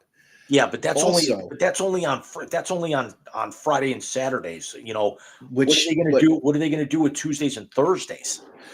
college basketball. Watch them get more involved in the college game. Here's the other thing that people aren't talking about. Turner, I think, is ramping up for something else. Turner's ramping up for baseball because after Especially with ESPN is done. I was going to with the say, especially with them going in with ESPN and all those other networks on that one giant streaming package later this year. Exactly. Now, the other thing about that is that streaming package notwithstanding, ESPN has lost the rights to Major League Baseball. Thank fuck. Because the Mets were on there the other night against the Yankees. The best part about it was when Roberto Perez told Iglesias to sing his song in Spanish, and I knew what he was saying. Ravitch is okay as a play-by-play guy, but their baseball coverage is dog shit. And I want Major League Baseball to never touch ESPN's airwaves again. I'm so disenfranchised with that network. I think Turner is going to end up becoming a national partner for Major League Baseball. But again, that's only part of the year. What are they going to do? That's the biggest part of the year. Well, I mean, I get that, but once the season ends and the postseason coverage ends the first week in November, you're not going to have any basketball. So what are you going to do to fill that gap until the following April? You pivot to college basketball. But you got ESPN, who's actually covering on 3 different networks.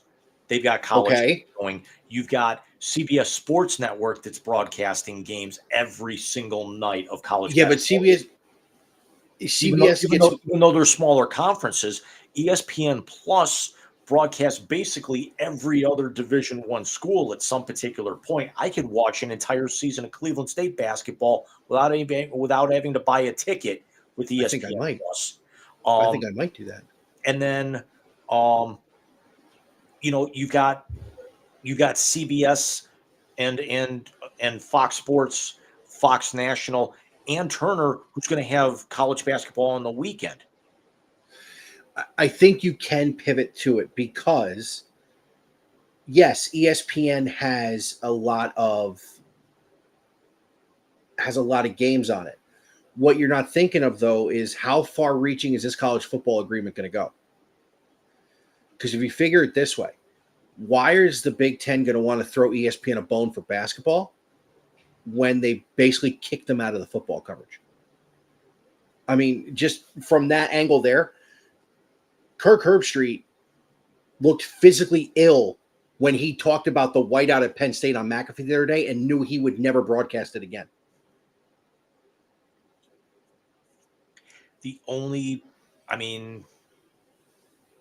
I could almost see them picking up a little bit more PGA coverage on the first and second round on Thursday and Friday. But again, that would only be earlier in the day. That wouldn't be your primetime coverage, of course. No, I think they're going to land. I think college basketball is a spot. Who knows? Turner could get pissed and become the prime being the wrong word in this situation, the number one partner for the WNBA. That could possibly be entertaining. I mean, I could see. I mean, not that I think she should retire, but Diana gonna retire soon. You want to add her to that panel? So I think if they did the WNBA, the guys would stay. Yeah, if anything, you'd probably end up doing you'd almost have to go the route that AEW did, because they wouldn't be able to draw the ratings enough to be able to keep them on TNT as the marquee network. So you might have to kind of slot them into TBS and then figure out something else for TNT, whether you're doing reruns or movies or something like that. I don't know. I with the uptick, and especially if these women don't win the gold medal after the ass whooping they took in the All-Star game, all eyes are going to be on the WNBA. All of them. It bugs me, Jim. It bugs the shit out of me. Because ESPN's got locked into that contract with the NHL, so I would almost think, like, could TNT pick up a few more NHL games during the week, but it wouldn't happen because of you got National Hockey Night on ESPN twice a week. But it's the coverage is still shit. And they have the exclusive rights to the finals. But the coverage is still shit. Even though TNT puts on a very good broadcast, still with all the technology that they have because of the actual dollars, because of the Disney money, it's hard pressed to actually find a better viewing experience than ESPN. In a perfect world, we'd love to be able to take the ESPN budget and the graphics and the capability and throw it on Turner with the way that they call games. Now, don't get me wrong. Sean McDonough is quickly turned into the preeminent hockey announcer that there is now that Mike Emmerich's retired. Gary Thorne's not coming back. So he's your marquee name on your calls. Brendan Burke's getting very good as well, Yes. And kudos to TBS for Turner for gobbling him up after he ends up leaving NBC's coverage. When his Comcast deal kind of gets absorbed with the media rights. Although it actually kind of pains me that, but then again, in my aspect, and you'd be familiar with this being from, that New York area or being familiar with it, that you always kind of grew up with Kenny Albert calling Ranger games. But you also were, exposed to Doc Emmerich calling Devils games, but then he shifted over to, prime time and national, where Brendan Burke's kind of done the same thing with the Islanders, and now kind of has become a little bit of a more preeminent primetime and national guy with the Turner package. Yeah, it was Steve Albert on the Rangers. It was Howie Rose on the Islanders, Doc on the Devils, and then the national ones. I remember Gary Thorne doing, because Gary Thorne was on the finals in '94. Yeah, it was Gary Thorne, and then the second team was Dave Strader, who was with the Stars for so long, and passed away. I want to say a year or two before the new contract kicked in. Yeah. It's what it is. It just bugs. I'm sorry. It just bugs me that we're going to lose maybe the greatest sports pre and post game show we've ever seen. But it's gone. After this season, it's gone. They're going to do one final hurrah, and then Chuck's going to retire and basically become a golfer.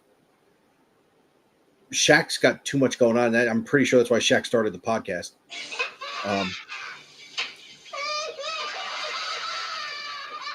Chuck is a golfer. Well, You know who his playing partner would be? John Daly. Quite frankly, I'm a worthless fucking fat ass who shits his pants.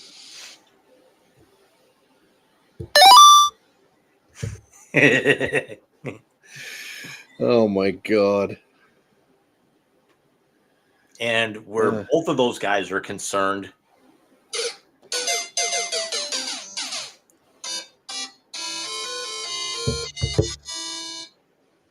that's what's going to get us the copyright strike.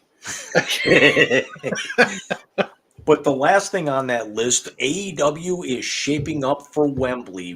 They're about 3 weeks out, and this card is going to be fucking loaded. You got Bryan Danielson going to be facing Swerve Strickland for the World Championship.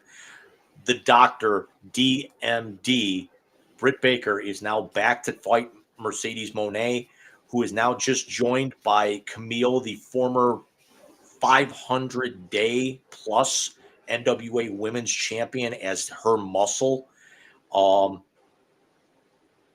Did you see any of the highlights from Blood and Guts the other night?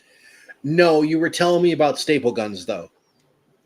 So the fact that he tried to light Luke Perry's kid on fire. Yes, he's handcuffed crucifix style, a la Raven and Tommy Dreamer.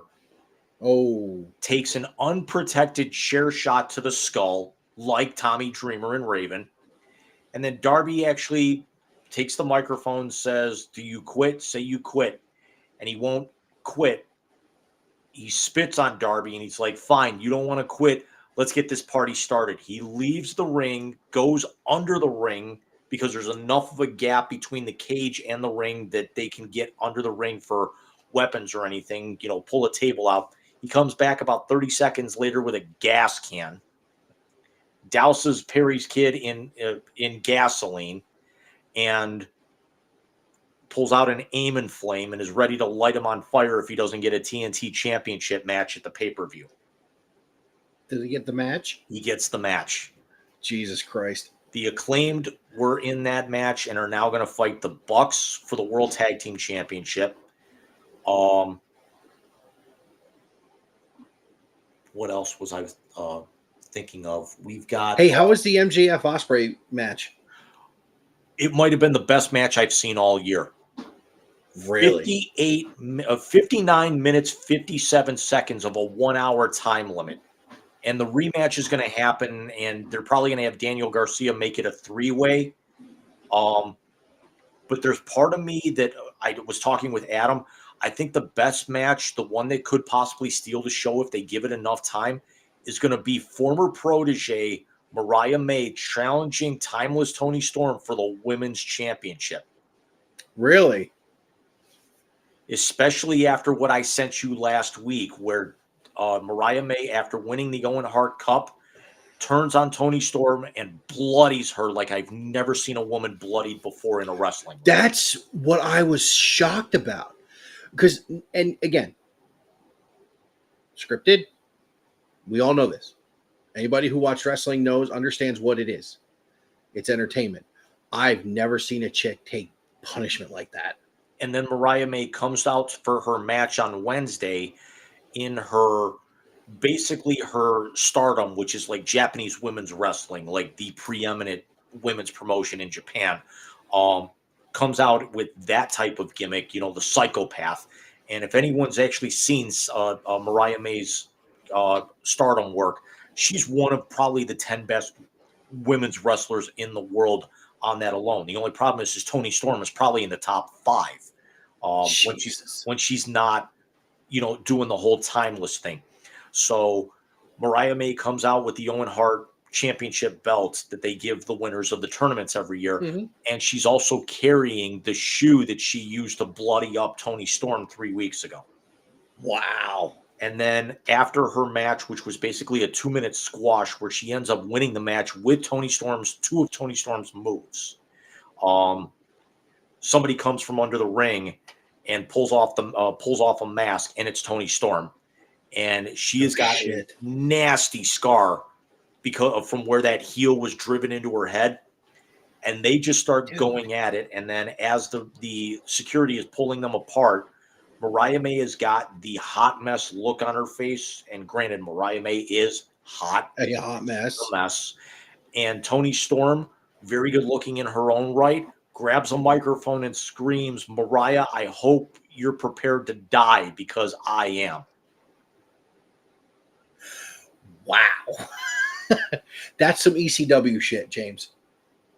This could be one of the greatest women's matches we might ever see. And like I said, if they're not going to give MJF and Ospreay another hour, especially if they throw Daniel Garcia into that mix, I think it's got the potential to be the best match of the night, certainly the most entertaining. Well, if someone's prepared to die, I would assume it's going to be pretty good. And especially that coming from Toni Storm as well. God damn you, Juice Robinson.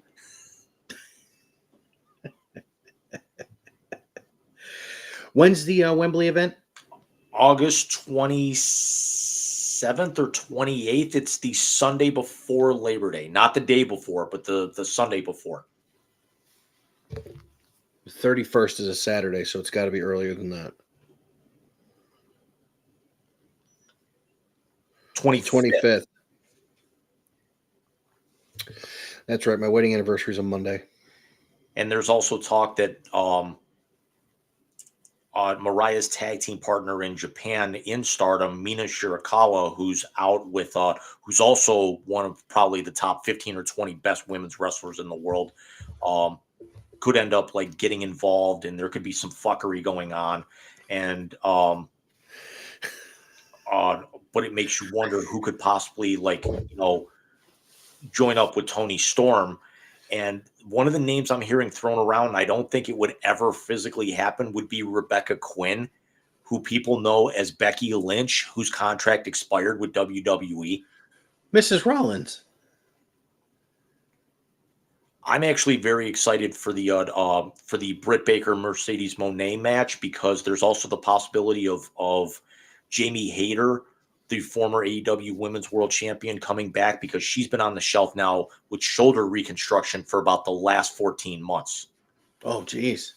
Yeah, it's like Baker-esque if Baker would have had the surgery. Okay. When Baker should have had the surgery, I should say. Well, he would have been back faster than that because it was non-throwing, but Yeah, but basically she suffered kind of the same injury, worked Wembley last year, dropped the title, or worked a pay-per-view, dropped the title to Tony Storm in under 5 minutes, and hasn't been seen since. So it was one of those things where you could definitely tell they kind of wrote it into the angle to write her off of TV for a little while. But it made sense, and it would just be so weird to actually see her come back to be able to aid, somebody who she might have been feuding with potentially in Tony Storm, but she was also paired up with Britt Baker, and it's so good to actually see Britt back in the ring after 10 months as well, after her back issues. Although kudos to DDP for helping her get back into shape. I thought you had told me he was working with DDP her. Yoga. So there's talk that Adam Cole might actually come back, back in the ring, because he hasn't been on TV for a while. Cleveland's own Mike Wardlow could be back for this show, but it is actually shaping up to be one of the most solid cards of all of the entire year, and that's including WrestleMania. Yeah, when you're telling me the stuff that they got going on, it sounds like it's going to be one of those type of cards where it's going to be well worth the watch. Speaking of Becky, did you see he's a special guest referee when McIntyre and Punk I think it's at SummerSlam. Yep, here in Cleveland. That's 3 weeks away, 3 or 4 weeks away. It's the week before AEW's, so 3 weeks away. Oh shit, that's actually going to be the same day as the wedding because it's 2 days. Oh. But I honestly, at this particular point, Roman Reigns is going to come back. Cena's not going to be on the card. It's nothing really major. You honestly think Solo's going to beat Cody for that championship? Is the fact that Cody had a 2.5 year buildup to get involved with that? He's not, but I wouldn't be shocked if Roman came back and cost Solo the match. I honestly think that's what's going to happen. I could care absolutely fucking less about anything that Punk does, and we know that. I'm hoping that they do not take the titles off of DIY, especially in Johnny Gargano's hometown. I don't think they would do that. As much as he has revitalized the company, Triple H is not that much of a prick. The one thing I probably would be most interested in would be we've got to know that Dom Mysterio is going to turn on Rhea Ripley and side with Liv Morgan in the women's championship match. Most likely. You know what it's reading like? It's reading like when Stephanie turned on Vince to align with Triple H. It's got that fingerprint all over it. Yeah. And you know who's going to back Rhea up? Jimmy Uso. Is Jay Uso, yeah. That's kind of funny. Although it's hilarious that with that promo on Monday night where everyone's booing Liv, and then she turns around and shows her ass to the camera, and then basically you see 3/4 of the crowd now on her side. Yeah.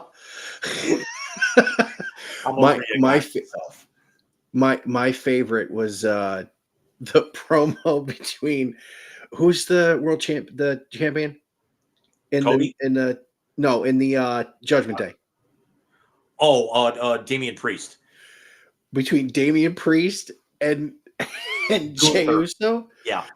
Oh, between the Yeet and the Wepa.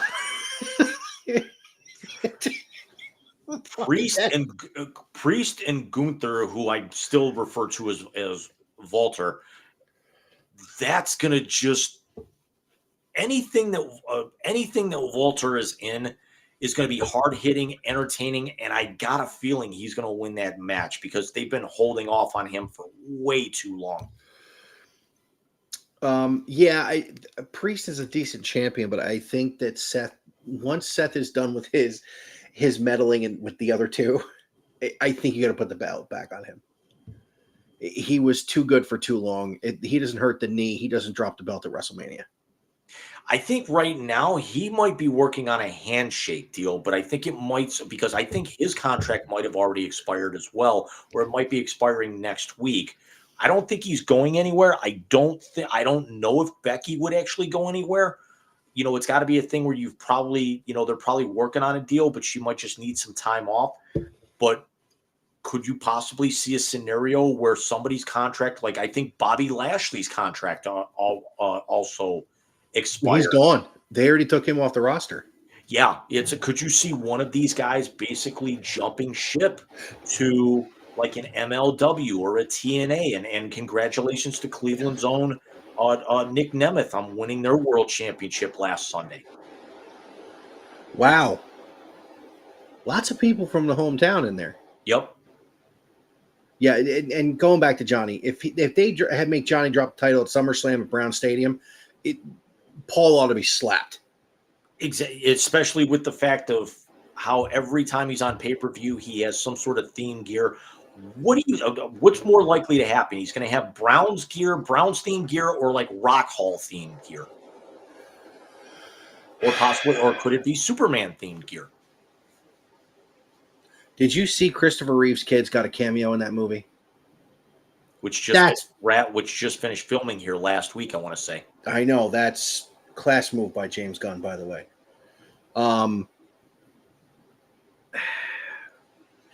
With it being in the stadium, no, you know what? I think Johnny goes Rock Hall. Because I think he gets a dog. You know what? I could see that because I think if Miz is going to be on the show, Miz is going to be out earlier.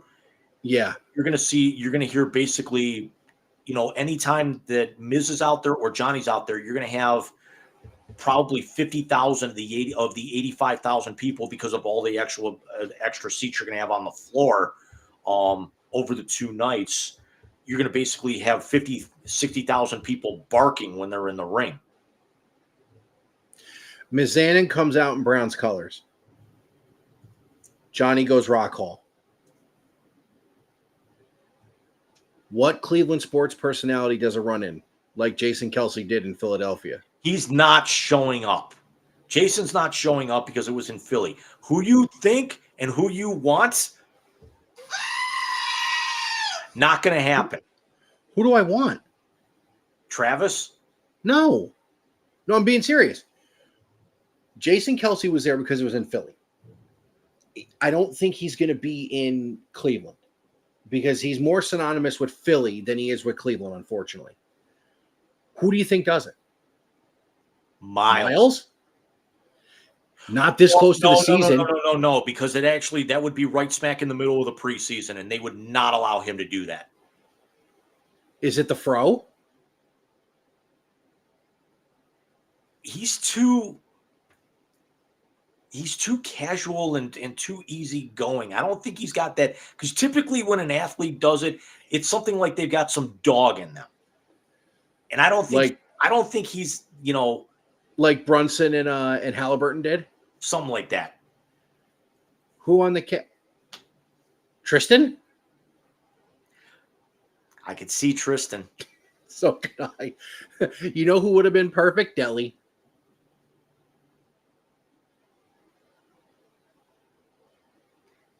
Could a kid from Akron possibly be, because he'll be back by then and they're not reporting for camp? I don't think LeBron does a run-in.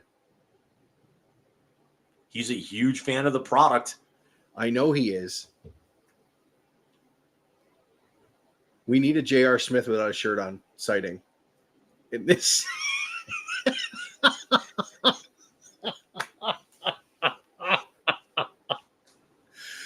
Oh my God. So so Jim, it is time.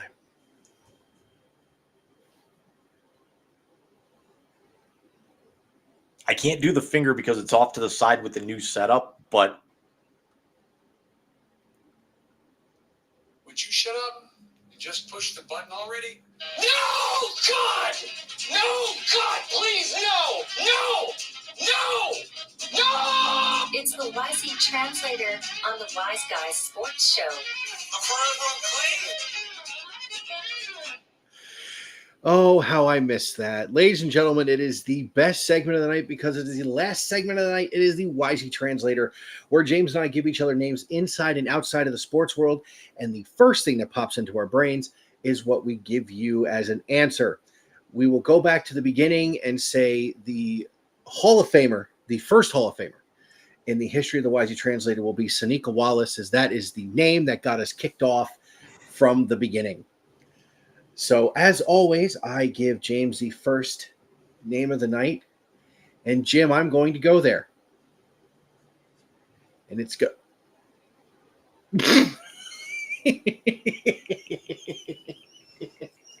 Say his name and he appears. I believe in Joe Hendry. I believe in Joe Hendry. Cause you love him in London and Paris and Tokyo, America, Scotland and Canada and Mexico. They say I believe in Joe Hendry. I believe in Joe Hendry. And the fact that we clapped and did not know this was happening. Because I had no idea you were doing that. Since they're doing the crossover, a couple of weeks ago, Vic Joseph, who's the lead announcer for NXT, is from Cleveland, real name Vic Trevigliante. Booker T's the co-host, the color guy on NXT, and he starts to say it, and Booker's like, "No, don't say it." And then he brings his name up, and all of a sudden he shows up, and he's like, "Oh my God, it worked!"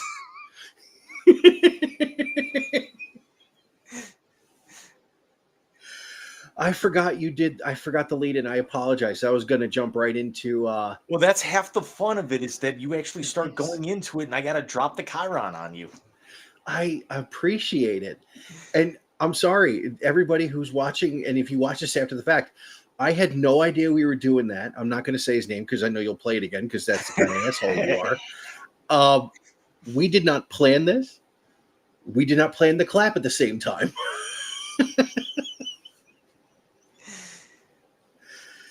So, James, your first name in the YZ Translator. Yeah, I'm going here. JD Vance.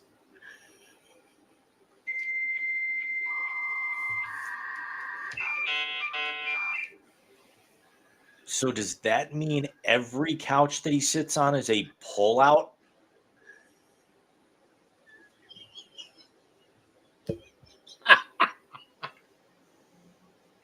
And yes, I stole that straight off of Threads today. Multiple. I know you did.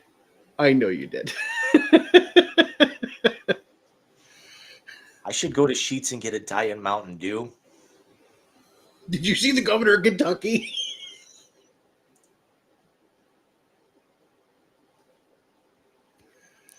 Oh my God. First of all, who in their right mind would ever drink Mountain Dew unless it's Code Red? I get it. Billy Idol gets it. I don't know why he doesn't. Because he's got the Colbert went off on him the other night because of somebody actually said that he had the personality of a 2x4, and they said that doesn't look like him, and it's like, oh yeah, that's right, this is the right picture. So it's a 2x4 with a beard on it. The name he has on the ticket right now is like his 8th one.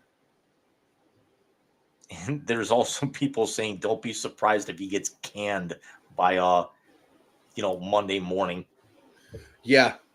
You have to stop the Q-tip when there's resistance. Which actually means for all those people that have now bought signs and shirts, they can just go to those third world countries where those probably 750,000 Let's Go Brandon shirts are headed. They will take their spots next to the 4 consecutive Buffalo Bills Super Bowl t-shirts. And the and the Cavs 4-peat shirts and every other single thing, the Patriots undefeated shirts. A couple of Mets World Series shirts. Yeah, no, they're all going. All going. There's a couple of Indian shirts in there as well.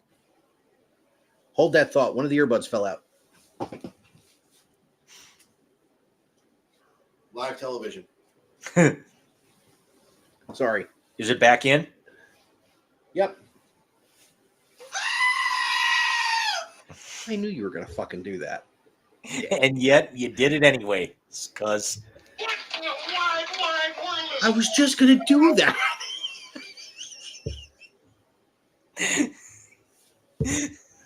Who you got for me, bud?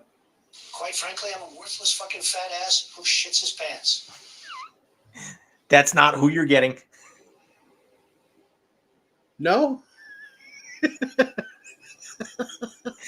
Michael, your first name in the Wisey translator tonight. Camps have opened. We've got quarterback competitions, and I'd like to get your thoughts on this as we were talking about quarterbacks earlier.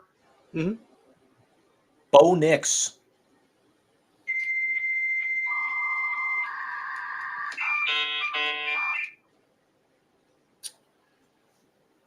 Ah, yes, the end of Sean Payton as we know it. Does that mean we get to play 24 hours of that REM song? I still talk about that to this. I still can't pass by that station if I'm doing a scan on in the car without expecting that to start playing. How long was it? 36 hours? Something like that. For those who don't know what we're talking about. Oh, we It was brought 90s. this up multiple times on the show. Yeah. Ironically enough, I was driving home from work yesterday, flipping through channels, and it comes on Mix 106.5. Jim, the day of Bobby's, we did the gender reveal. And of course, Bobby's full name is Robert Edward Martinez. His initials are REM. We get in, didn't plan it. I swear to Christ, didn't plan it. We get in the car at the gender reveal at Stephanie's friend's house. We're driving home. We hit the radio. That song comes on. I kid you not. I laughed for 10 solid minutes. And but for those who don't know anything about the Cleveland area or watched, was it 96 or 97? No, it was earlier than that because I was at Memorial, so I was still on the bus. No, it was. No, I was out there already. No. It was Memorial because I remember we kept hearing it because our bus driver had a boom box and he was dropping me off, and we were wondering what was going on. So it was like 91. No, it was later than that because I was out there. It was around 91 because when they lost Memorial. Yeah, but when they went from 107.9 the end to that, I was out there already. It was later than that. No, it was around 91. Hold on. When did 107.9 in Cleveland go from rock to R&B hip hop? According to Wikipedia, as a result, Wens dropped their modern rock format for mainstream urban featuring hip-hop and R&B on May 14, 1999, taking the kid. I was there. It was May of 99 because they locked. That's when they broke the key in the lock. We were at Tri-C. Yeah, but then there was the one before. I think that's actually when they went back or something like that.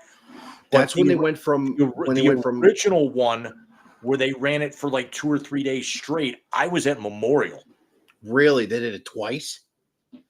because I remember that one because they went from the alternative rock, hard rock station to the hip hop R&B, and they basically locked the door and didn't let him in until Monday. Yeah, when they actually went from like, I want to say it. It wasn't so much a jazz station because that was 107.3 The Wave, which is now, which is actually now an alternative station. Okay. Which plays a really good mix of like old stuff, and even though like a lot of the new alternative stuff they play is indie, like Cagey Elephant, who sucks.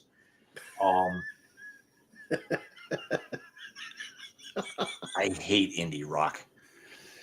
Absolutely hate it. Although they do play a pretty good blend of Muse, and I love me some Muse. Oh boy. As you say that, I'm going to check Caitlin's location because they're still over there. They're Anthony's band has a show near Boston tonight, and they're driving back home tonight too. So Dad's going to be checking the location. So they're in the car, going to the bar, grab a beer, trying not to run into the traffic on Yorkie because the Sox just won. She told me that where they are reminded her of the Jersey Shore. The show. Watched 2 episodes. It was like a car accident. You could not take your eyes away from it. I agree, but I mean, you know, for me, JWoww was hot. So I mean, she was the only reason I actually kept tuning in. But the problem is I had to keep muting the damn volume.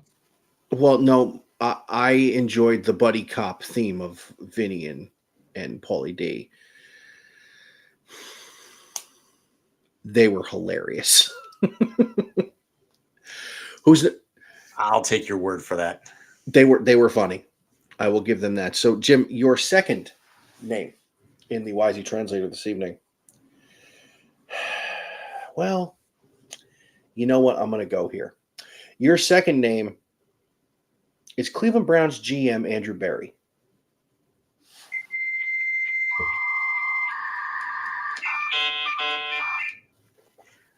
One move is kind of defining going from great to elite, and the jury's still out. But every other thing he's done, we questioned, and it's worked out. Let's see what happens this year. But if something falters with the guy under center, they've got a lot of other options behind him. It's not going to result in the same level of success as last year because you caught lightning in a bottle, and you've also your number one, your all-world running back is going to be out at least for the first month at this point. But everybody else is back. Let me say this. He will not be defined by that move for the new person under center because it wasn't him. It wasn't him. It's Jimmy Haslam. Was not him. I'm just anxious to see what he can do next, like this time next year when he actually has a first-round pick to be able to work with. And that guy's coming into his first NFL camp. Yeah. Let's see. I hope it's a wide receiver, but who knows? Well, let's see. Let's see what happens with, do they give Amari a 2 or 3 year deal? Does Jerry Jeudy, get himself a 2-year contract? See, that's the thing is that, you can go out and draft a guy, but you can also take, they made David Bell look productive last year. If Elijah Moore makes it out of camp this year with the level of talent that there is, something's wrong because he apparently balled out, or they're just taking way too much of a flyer on him. You've got Njoku, who's a top 10 tight end. You've got all kinds of really good weapons, and it's just all a matter of finding somebody who's going to be accurate enough to distribute the ball around.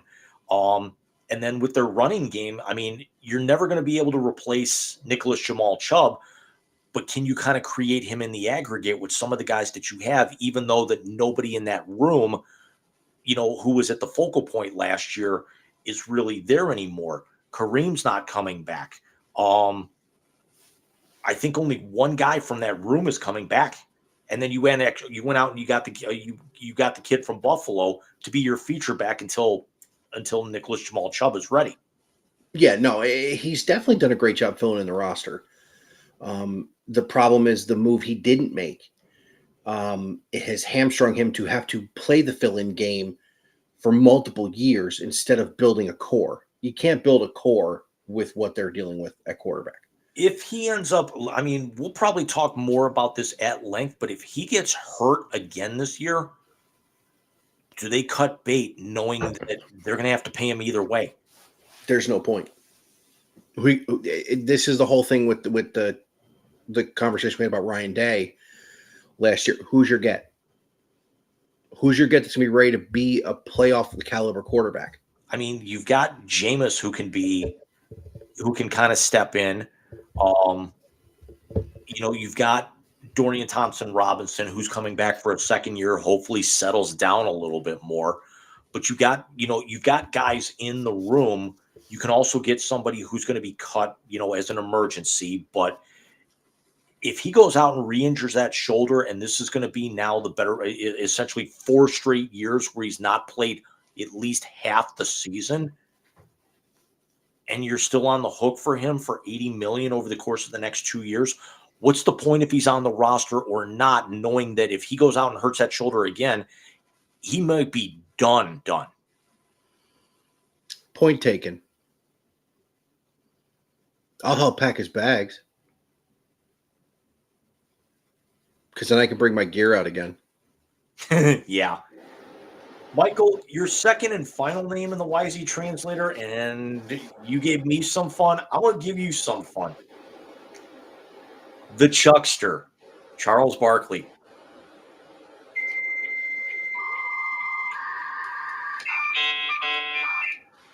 Terrible. No, I'm kidding. Knucklehead. I love Chuck. I love the fact that he takes shots at San Antonio for their women. I love the fact that he eats churros. I love the fact that he has turned his golf swing into something from being the ugliest fucking thing you ever saw to halfway decent and playing well. More importantly, I still love the I'm not a role model. There was a story that came out about him earlier today that if he got the right offer, he may consider not retiring after all. You know what, though? I wouldn't want to see that. I connected with what Chuck said when he said he only wants to work for Turner. But I also understand you got to work. I get that. I hope he does take an offer. I hope it's not with ESPN. God, it would sully him more to me if he took that offer. Only if they ended up dumping Kendrick Perkins. No, I like Perk. Oh, Perk is the worst personality on their station, and that is including Stephen A. Smith. I like Perk because he yells at people. He doesn't have a coherent thought in his head. He's never had a coherent thought in his head, but it doesn't mean he's not entertaining. You also realize that's the same guy who actually said the only reason that Jokic won back-to-back MVPs was because of racism. Yep. I do. That actually should have gotten him thrown off the air. Yeah, I do. And I will see you're absolutely right and raise you this. This is a network that doesn't give a fuck anymore. They don't. They're going to blow the SEC. They're going to blow the NFL. And they're going to cover basketball. And now they're basically trying to find a way to kiss Caitlin Clark's ass enough to keep the WNBA on ESPN because it's blowing up because of her. Thank God we are not monetized. And I'm going to play it a fourth time.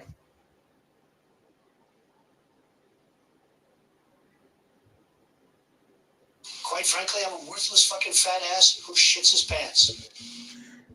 Is it safe to assume You're not wrong. is it safe to assume that ESPN is the Fox Sports of sports coverage? The Fox News of sports coverage? Fox News of Yes. sports coverage because of the fact Yes. that they've actually gone more entertainment than content. Yes. Even though they are still the preeminent source for sports news, it's more entertainment, even though Fox doesn't do a single lick of actual truth news at all. And that's why, Let why me- they're coughing up $780 million. Do you want to know why ESPN is still the preeminent place for sports news? Because they've got 7 networks, including the Ocho. No. Right, you are, Cotton. Besides that, it's a bold strategy. Hope it works out for him. No, it's because everybody still remembers hearing da da da da da da the first time. It's the same reason all these guys still think Michael Jordan's the greatest player of all time, because their lives are still a fucking Gatorade commercial. And they're still wearing his shoes.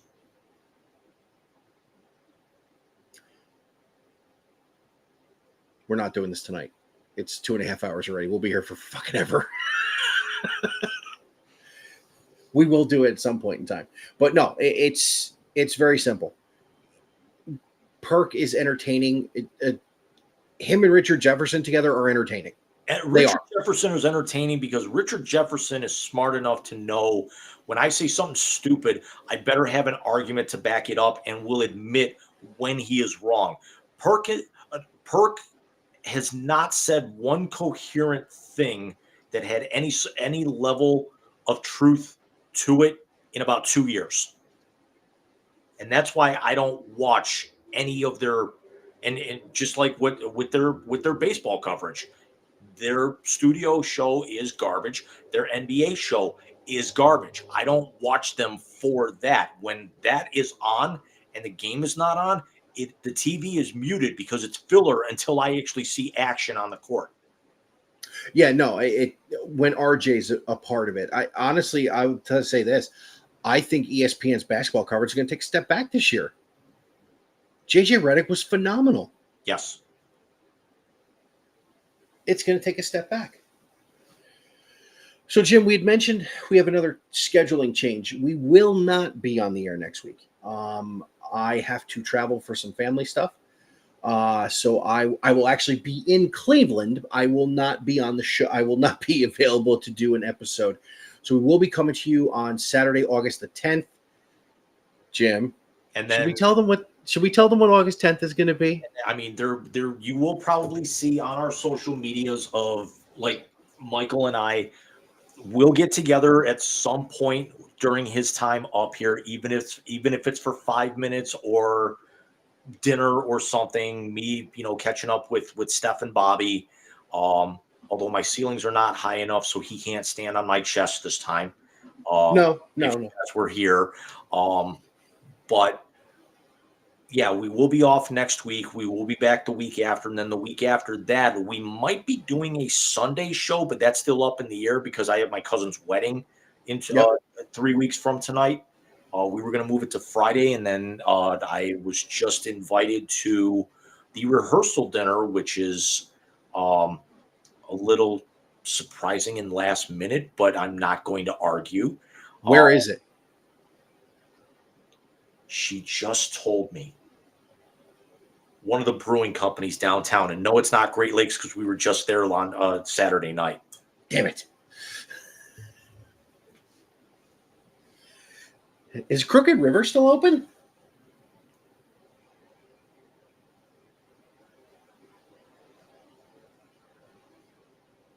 Forest City. Oh, okay. So here's what's funny. The cousins' dinner was back in March or April, something like that. That was at Market Garden Brewery down in Ohio City. We're at Great Lakes Brewing down in Ohio City last week for the wedding reception in their tasting room, and now we're going to be at a third brewery. So I'm already joking with them. It's like, so what? Now we need to actually get a party and go to Fatheads, just to be able to hit all of them. I mean, I don't see why not. Oh, hey, we brought up the Olympics before. I want to give a shout out. Salt Lake City gets the Winter Olympics 2034, I think it is. Something like that, yeah.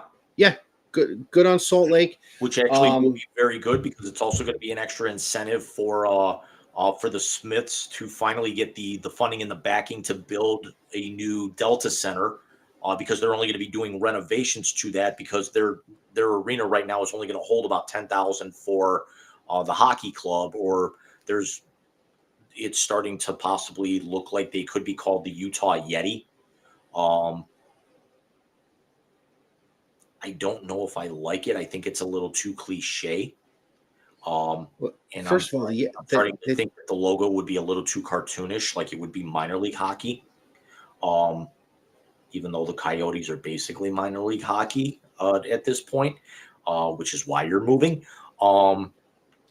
But there's framework there to where they can expand the arena. But if they're going to be hosting the Olympics in the next 10 years, there's no way you're going to be able to actually put even if it's a 17,000 seat arena, you're not going to be able to pull that off. You're going to need you're not. Something 19 to 20. Exactly. So, and I mentioned the Salt Lake thing because you flip on social media these days with the Olympics starting, and the clip of the 1980 team lighting the torch in Salt Lake City in 2002 is all over the place. But so we will come back with you Saturday the 10th, and we going to go a little off the rails that night, James? You want to say it? Do we want to put it out there? I think we kind of have to.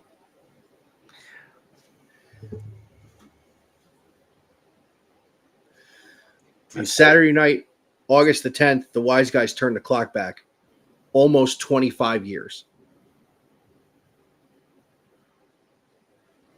Emotional damage. And the Wise Ass Sports Network will ride again for the second year in a row on Saturday the 10th. And then we have the week with the wedding, and the week after that, we're going to hit the ground running, and we are working on a college football preview that may... We've got an NFL. I mean, that basically is going to be football heavy. We've got college and NFL previews to do that week because that's going to be, I want to say that's going to be.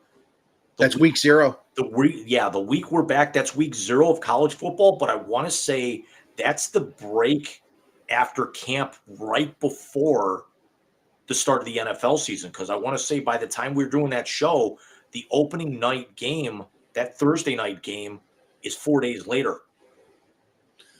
No, because it doesn't start before week 1 of college football.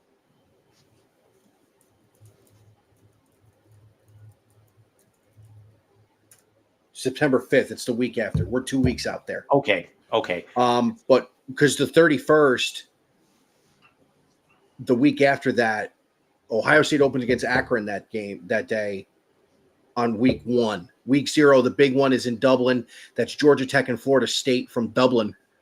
In week 0 on the 17th. You know what's happening that week? What's that? That with the opening weekend of the NFL? What? We're doing 2 shows in 3 days. We have our hot dog reaction show. We got to work on. We got to work on the tech. 100 by the YCs. Exactly. So we will see you guys in 2 weeks with it'll be a shorter episode than tonight. Obviously, we had a lot to get to. There will be no fucking content for this episode in 2 weeks. Maybe a little. We'll probably talk a little Olympic wrap up. And that might be really about, there might be about it. Unless somebody blows our doors off with the trade deadline, that might be the only sports we're talking all night. So we got some tech to go into that. We got some fun to go into that. And then in a few weeks, Jim, I have a feeling that you're getting that hand cramp. I am. It's, is it like Chandler's claw? No. There's only one reason we do that. Karn Anderson. Did you send it to Alex? No, but I'm going I couldn't save it. That was so goddamn funny. We will be getting the boys back together because we only got Rice for we won't have him after that because he's going to be reffing games. Yep. So we will have to get John on. Unless we crash his channel when he's streaming. Michael? Is he on? Michael? Yeah, good question. Is he streaming? Is he on right now? He is not. Fuck. Although the funny thing is I pull it up and there's two guys streaming on Twitch's homepage. So we will see you guys in a couple weeks. Have a good one, Jim. I will probably see you next week. At some point, yeah. It's call me when you're actually, but then again, we'll be in touch. Probably as you're driving up. For all we know, it's most likely. I'll let you know with my schedule and everything for next week because I got to move some things around with a family thing like middle of the week. But but all that'll be cleared up by the time you get back in town. Sounds like a plan. We'll see you guys in a couple weeks. Everybody have yourself a great night and a great weekend.